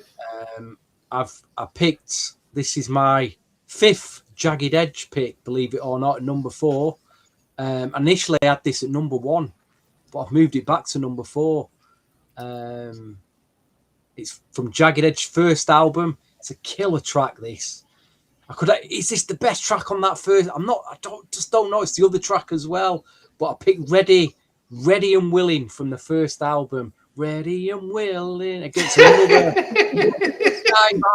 track. I can't sing it. I'm sorry. I wish I could. I wish I could sing like that. Ready and Willing. It's a good flowing R&B. It's a brilliant track. Really brilliant track. I wish it'd have been a single, really. Really do. I take your word for it. Okay. Probably nobody else picked that track, which is a shame, really. But go and listen to it again. It's a great track. Okay. Dave, what did you get? My number 5 is one of Dru Hill's most iconic songs. I think it's like a trend going around. If someone's kids trouble, they make them do like Dru Hill hops.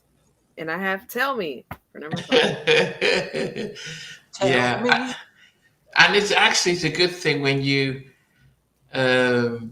when somebody says, yeah, why don't you do this? And then this becomes a significant, becomes stuff that you can keep doing, just jumping up like that. It's kind of like, oh my goodness, it's tiring. But yeah, all right. Top 3. So number 3, we've already spoken about the battle of the remixes and stuff like that. And as of this moment in time, just taking a look at the poll to see where we are, how many people have voted and what they have put it at. So at this moment in time, we have 760 people who have voted, and 58% preferred the Sleeping in My Bed remix by Dru Hill, and I think the original version in itself was let me try and see was massive, because they did the sort of the big twist in a music video, and that was the one that at the time, and I think it's strange now when you're thinking about where we are now. At the time, that was a massive, like, what's going on here? What's happening?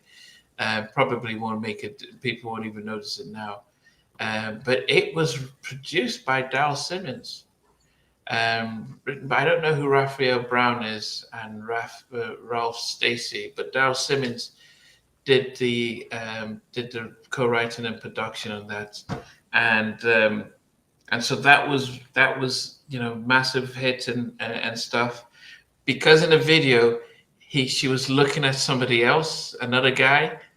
So when she was with Cisco, she's like checking out this other guy, and they were almost giving themselves the eye. But then you get home at the end, it's a woman in the room. But then they do the remix, and it just came from nowhere, and it was like, oh my goodness, what is this? With JG and the Brat, Batman and Robin rapping. So number 3 is In My Bed by Dru Hill. Okay. The remix. Well, no, I put both tracks because I think both tracks, both tracks were good. I prefer the ballad, but the remix took it over. It's almost like when R. Kelly did the Bump and Grind. The original was okay, but when the remix came out, it was like, I don't know, that just, he was I was going to shift it from Dru to R. Kelly, but I'm just saying how a difference a remix does to a song and to a career, because he went from just a local R&B guy to mainstream just off the remix of Pump and Grind. I just remember that just blowing up everywhere. He didn't shoot a new video, but it was just a new version of it. Yes. All right. So that is number 3 for me, In My Bed, Dru Hill. So no one's going to ever know what my number 1 and 2 is, but anyway, go ahead, Lorena. So my number 3, I guess initially I put the remix, but I'll put both of them because I like both versions. So it's Let's Get Married by Jagged Edge. And the remix that I'm choosing is the one with Rev Run, because they have another one with Kanye West. So yeah. I didn't know that. Yeah, I heard that one, but I didn't. Yes, I've got that one as well. Which album was that off of? But I've got the remix album, the hits. But I did take it off. Okay. Yes. Go ahead, CV. Number 3 is Dru Hill. And if you was to compile, say, a best of the 90s compilation double CD, you could quite easily put this track on there. It is a classic. I think you've all mentioned it. I think you've all put it higher up I'm not sure. Yeah, it's got number 3 for me. Tell me, Dru Hill, classic. Has to be, it's could be number 1, could be number 2, but it's at number 3. There it is. What else can you say about it? It is a classic track. I did enjoy it when it first came out, that track. Got the 12-inch promotional copy when it first came out, and I bought the album on the back of it. I do, it is one of 2 or 3 Dru Hill tracks that I know well. The rest I just don't know. But that is one of them. Mm-hmm. I'm sure everybody else was it as well. So great song. Great song. Yeah. My Holy King was saying that Dru Hill versus Jodeci would have been better. That would have been a whitewash. It would be hard to justify. It's strange, although Dru Hill had some nice ballads, had some hit singles. But I think the nostalgia of them being the cover band, seen as a cover band of Dru Hill, of Jodeci, would be hard to win any battle Yeah. Catch remix from Dru Hill. Yeah. Okay. All right, today then. Number 3, I have this song because I'll never forget the first time I heard it. I was like, oh my gosh, why haven't I heard this sooner? Beauty by Dru Hill. Oh. Yes, I love Oh my gosh, that song so much. So you're putting it based on not this week listening to it, but from when you first time you heard it. Yes. I'm just like, oh my gosh. Like, I should have heard this sooner. Which album's that on? Because I don't even know that track. I don't think Is it? I think it's their second album. There's something from the Enter the Dru. Yeah, it's on there. And I don't think they released it as a single. No, they didn't release it as a single. No. Yeah. Okay. All right. So we are definitely looking. People are talking about bringing Woody back, but I want Teo brought a different sound. Woody would definitely not ever go back.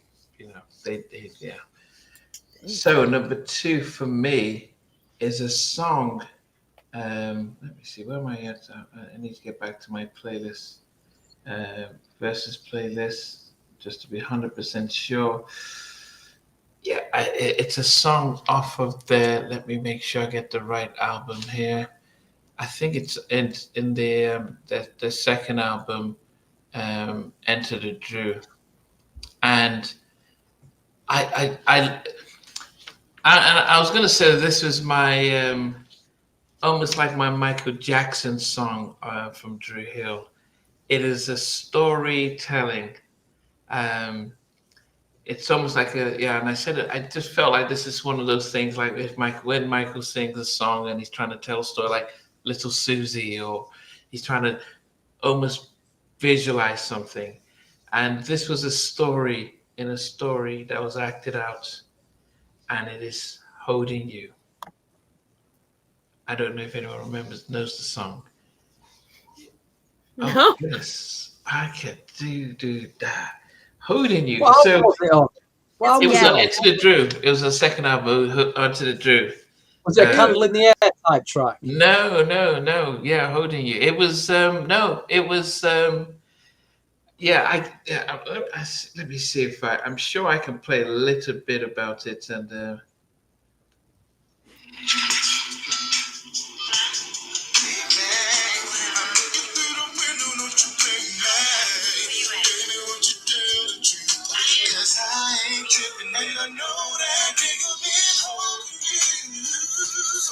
Ah.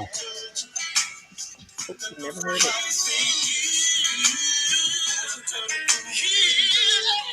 Yeah, I just I was listening to it and I was like, oh man, this song, the whole story, the vibe, So Holding You is Dru Hill's second best song ever. Bottoms up. Well done, Mac. Second best song ever. Look at that. Is that number 2 for me? Three beers, and cheers from Mac. Cheers and beers from Mac. Yeah, I think if you can go back and listen to it on Enter the Dru, it is just such a vibe. And it has jazz singing a lot of it, that you have Cisco coming in and out, but not really maintaining it. It's Jazz is telling the story, because he's a co-writer on that. Then Cisco pops in and out, but it is just oh goodness. I'm like, okay, and that's what I liked about Dru Hill, is that they sonically you got different varieties of them singing on songs. It's a pity that their first 2 albums were great. Marcos, that's an album filler. Okay, so yes, that's number 2 for me. All right, go ahead. What's your number 2? Well, my number 2 is my favorite Dru Hill song ever. First time I heard it, when it came out, I was obsessed. I'm still obsessed. And that's Beauty. Like, that's like one of the best like love songs, slow songs, song dedicated to a woman. The best, hands down. Play a bit of Beauty, Namdi. I can't remember that track. Get it on your phone. 30 seconds. Make sure YouTube doesn't copyright. So obviously the ladies like this track.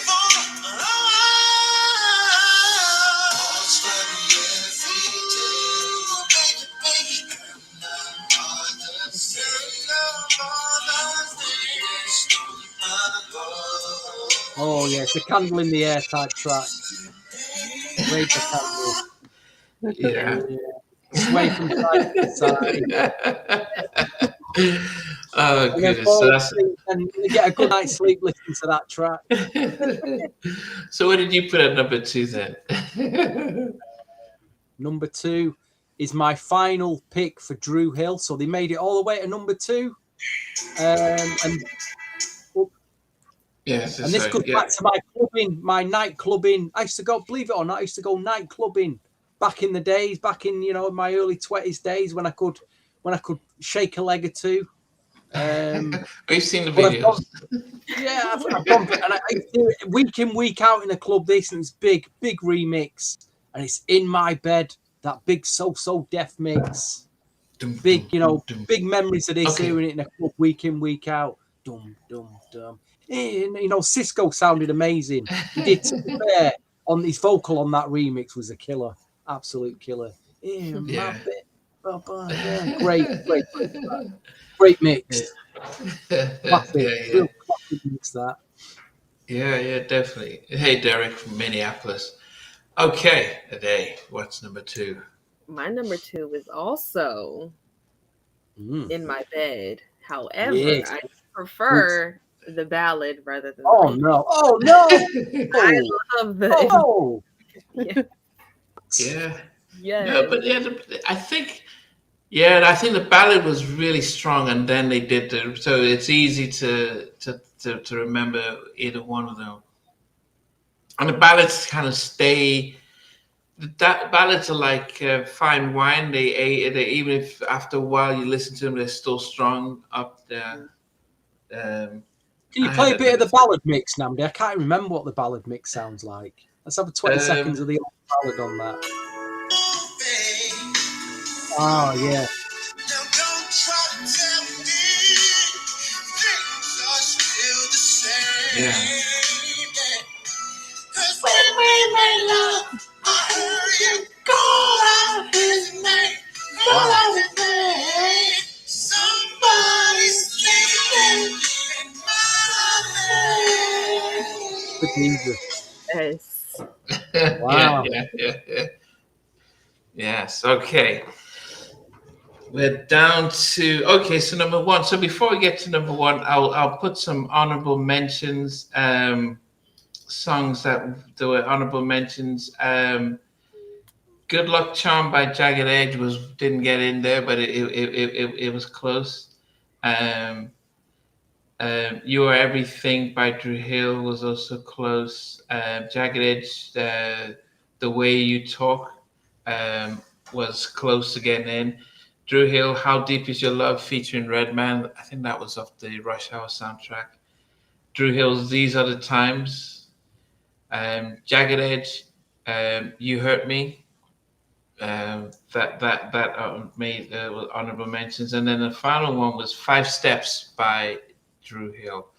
The honorable mention didn't quite get into my top 12. So number 12 was He Can't Love You by Jagged Edge.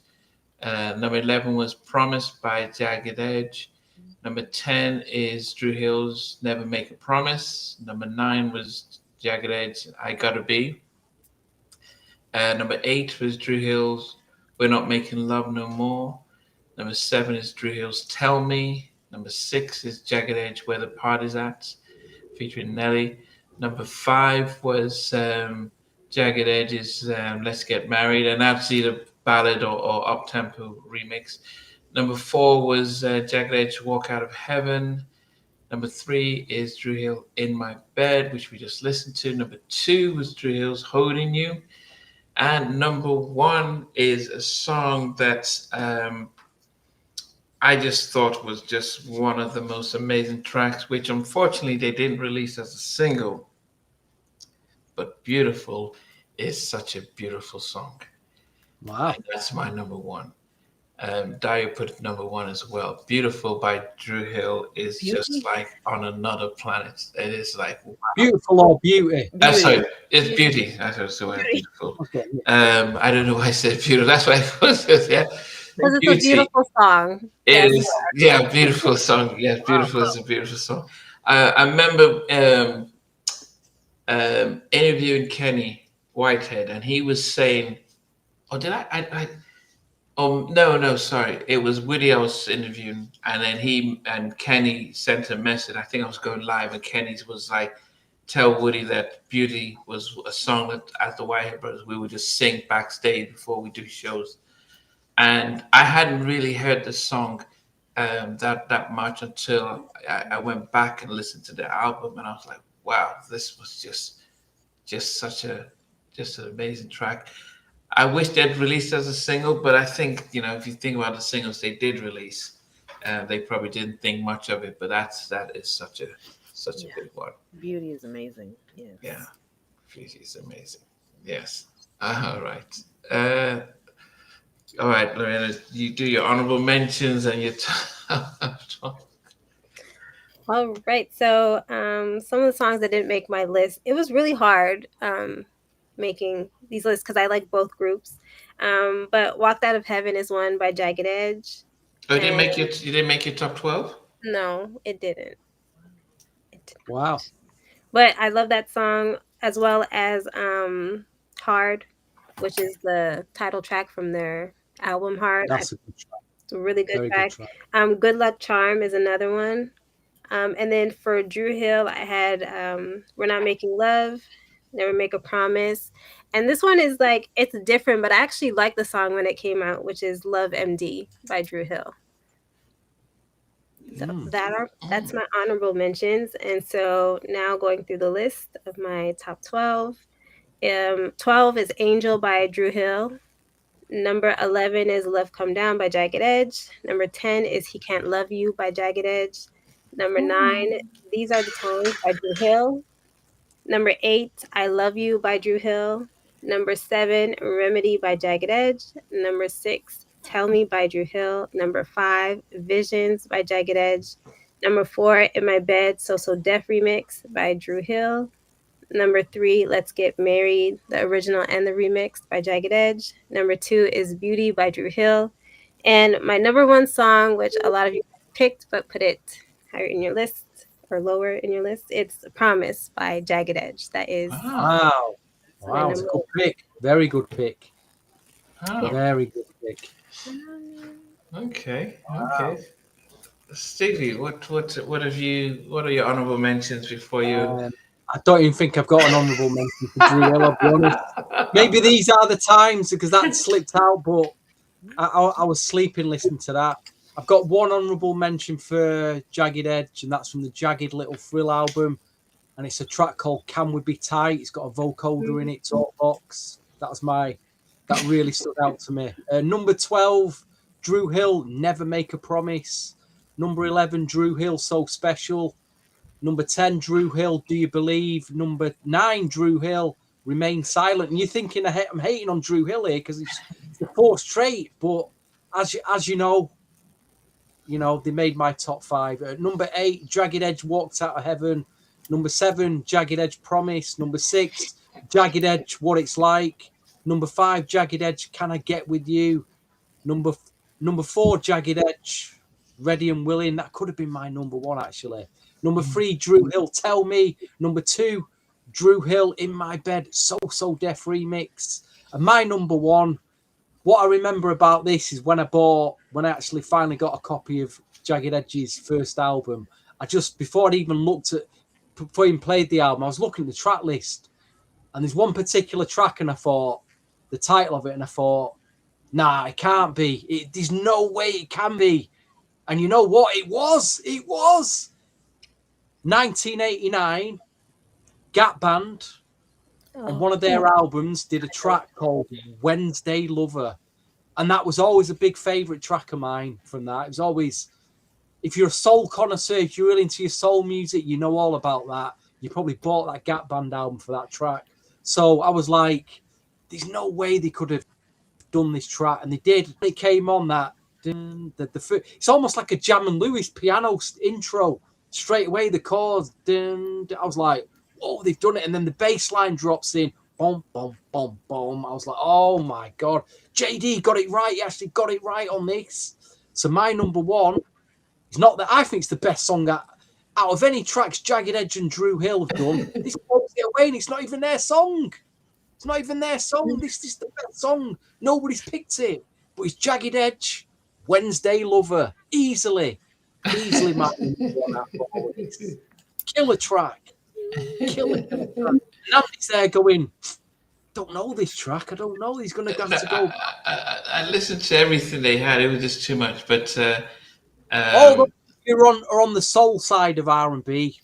You know, you get this track. You know it. If you're more on the R&B side of it, you're like, oh, I don't remember that. No. Okay. Stick it on, Namdi. Stick it on for 30 seconds. Just play the intro. It's a very Jam and Lewis start. And what album is it on? It's on the first album. Yeah. I'm amazed you didn't. I thought you'd have picked up on that track. Jagged Era. Yeah. Yeah. No, I mean, I'm just trying to see.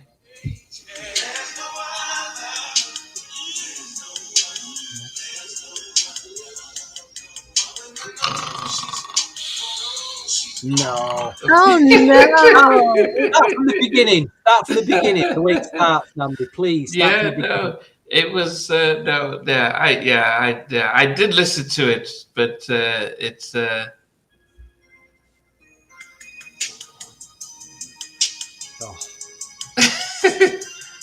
Yeah. Okay. All right. Dave, go on. Honorable mentions, and then. My honorable mentions for Dru Hill, if I could do the whole list with them, I would. However, I do love Jagged Edge though. So. One good reason. No, I said one good reason.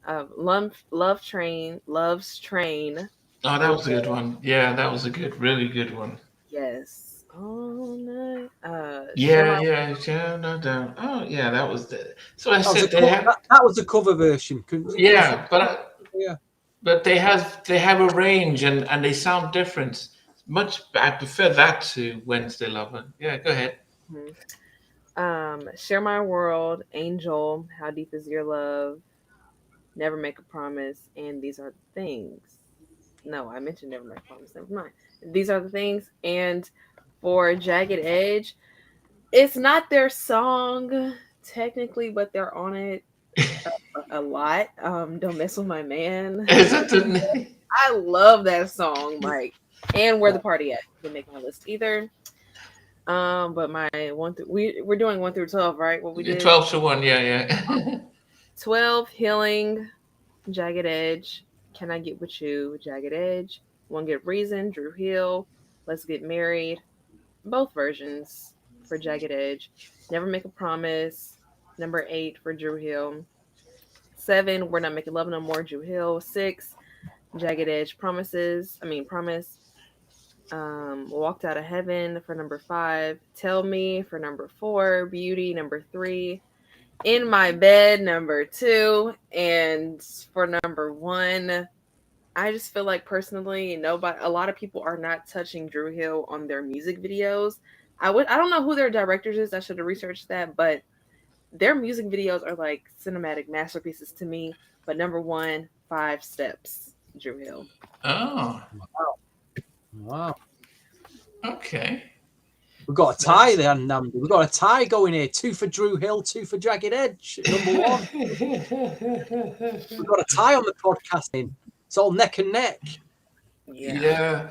But I think just like but it's like what song was in the top 3 for most of us, and it would be I would say it was Beauty. Yeah, Beauty. Yeah, I think we majority of us placed that as high as possible. So even though we all have a different number 1, well, I'm doing one I had at number 1. I think that in itself was the probably the most successful track out there. Yes. I mean, how hard was it to do this stuff? Dru Hill was tough. Yeah, I'm really still looking tough. at my list like, am I sure? No, Stevie. I think It was tough for different reasons. yeah, tough for different reasons. Because your tough, Stevie, is different from the rest of us. Because you did. I don't know if you even listened to the album. You just like, but for me, it was like, okay, man, how am I going to narrow down? How am I going to narrow down all these massive songs and actually leave some of these out? I just okay. Um, but I mean, yeah, I didn't. But I do have to commend Jagged Edge for their longevity, but also the fact that they stayed together as long and as much as they have. Because You got to that is commend Dru Hill for still being out there performing. Whatever lineup it is, they're still out there performing as well. So you got to commend them. yeah, yes, The brand's still going. yes, definitely. Yes. I'm just trying to. Okay. Yeah, definitely. Yeah, you can't deny that they're still trying their stuff.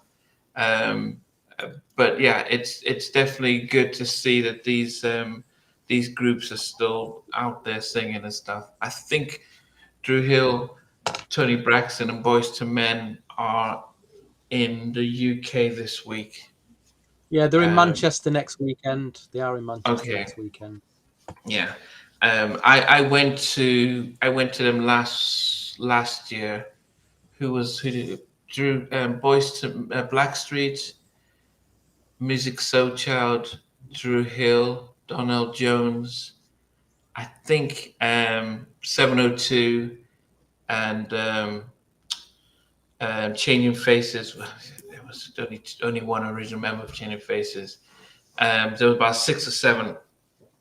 And I was sitting because Eric from Blackstreet got put me on the guest list to come down. So I'm sitting watching, and I think I called you, Stevie, during the show, saying I'm bored because I was just listening and watching and thinking it's because I was Yeah, but fortunate. you only a sound check, Namdi. It's not, if there'd have been a No, crowd this there, was you might this have the was energy.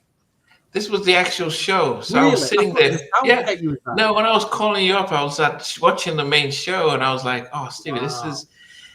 Because if you think about being there in the 90s when there was, Maxwell was singing, you heard Maxwell on stage singing something and for the first time, because this is or Brian McKnight was singing from his first album in a venue, or when the Fugees first come out and you're in a music convention and there's about 100 of you listening to it. Oh boy. So you're watching them sing the songs and they're selling it because they want it to be on the chart. That was very different. But when you see them now, it's like, okay, backing tracks, we'll do some moves. And I was like, I'm not inspired. Not many of them use live band. Now, Dru Hill, they did their stuff, but I'm like, well, that's just half. You're not the real, all of you there. So I went backstage and I was hanging out, and that felt better. But yeah, You'd have enjoyed that H Town that I went to in April. You would definitely have enjoyed that. Because I didn't want to go because it was a night of ballads. I said to me, mate, you're dragging me all the way down to London for 4 hours of ballads. And I thought, nah, but I enjoyed it, mate. Yeah, and I've seen them. I've seen H Town. They put on they at the in London 2 years ago. It was almost like a circus with people on stilts and the lights all over the place. So they do put on a show. But it's different for me to be able to enjoy it the same way that you would when they first came out and stuff. But anyway, it was definitely great having the 4 of us on this show. We'll definitely. Okay, they just disappeared. We definitely have to make time. Okay. So you had left the building, just like, okay, that's what I'm doing now. She's having connection issues, I think. Okay. Are you okay? Are you back? Yeah, I can hear y'all now. You can hear us back, yeah. Okay. So we will find a time for the Fantastic Four to reunite. Next weekend, Sunday, Jackie McGee is coming on, and she volunteered Mary J. Blige's "Share My World" to review. That's my all-time favorite Mary album. So 4:30 Eastern, 9:30 UK time. Share My World. And Jackie that'll be fun. She'll also be able to talk about some of the ongoing stuff with Salt from Salt and Pepper. So that's been resolved. But she will also shed light on that. But to be able to talk about that album, and I think, yes, we're fast approaching Christmas, so we will come up with other albums out in the new year as well. But we always appreciate you guys. We've got our Christmas special coming. Maybe I can persuade Namdi to let some of the live viewers come on and say Merry Christmas. Maybe we can persuade him. Yes, but I think just but we will probably we could try and also fit an R&B podcast before the end of the year, midweek or something like that. But we'll talk and debate that. But anyway, guys, appreciate everyone. Appreciate everyone that joins in. Too many to mention. I was just about to mention them. 112. Are you? Well, that's 112. Well, hopefully we can do that in the new year stuff. But anyway, we appreciate everyone, and let me try and get myself sorted out. And then Olivia Noon, what's her name? Olivia something? Who's that? Olivia Dean. Olivia Dean. Okay, I will check that out. So check out A Day's Diary, both on Instagram and YouTube. Stevie Street _ on YouTube, and Total R&B on YouTube. Definitely amazing R&B art to listen to. See you next Sunday night. Live. See you guys. See ya. Hey guys, thanks for watching. Thanks for being a part of Halftime Chat. Please remember to subscribe, share, and comment. But most importantly, why don't you become a member of Halftime Chat? We've got amazing videos, amazing perks, and being able to support the channel. But anyway, thanks for watching. Take care. I never participated in that kind of. And somewhere in between. For even loving us, on which I didn't miss you with.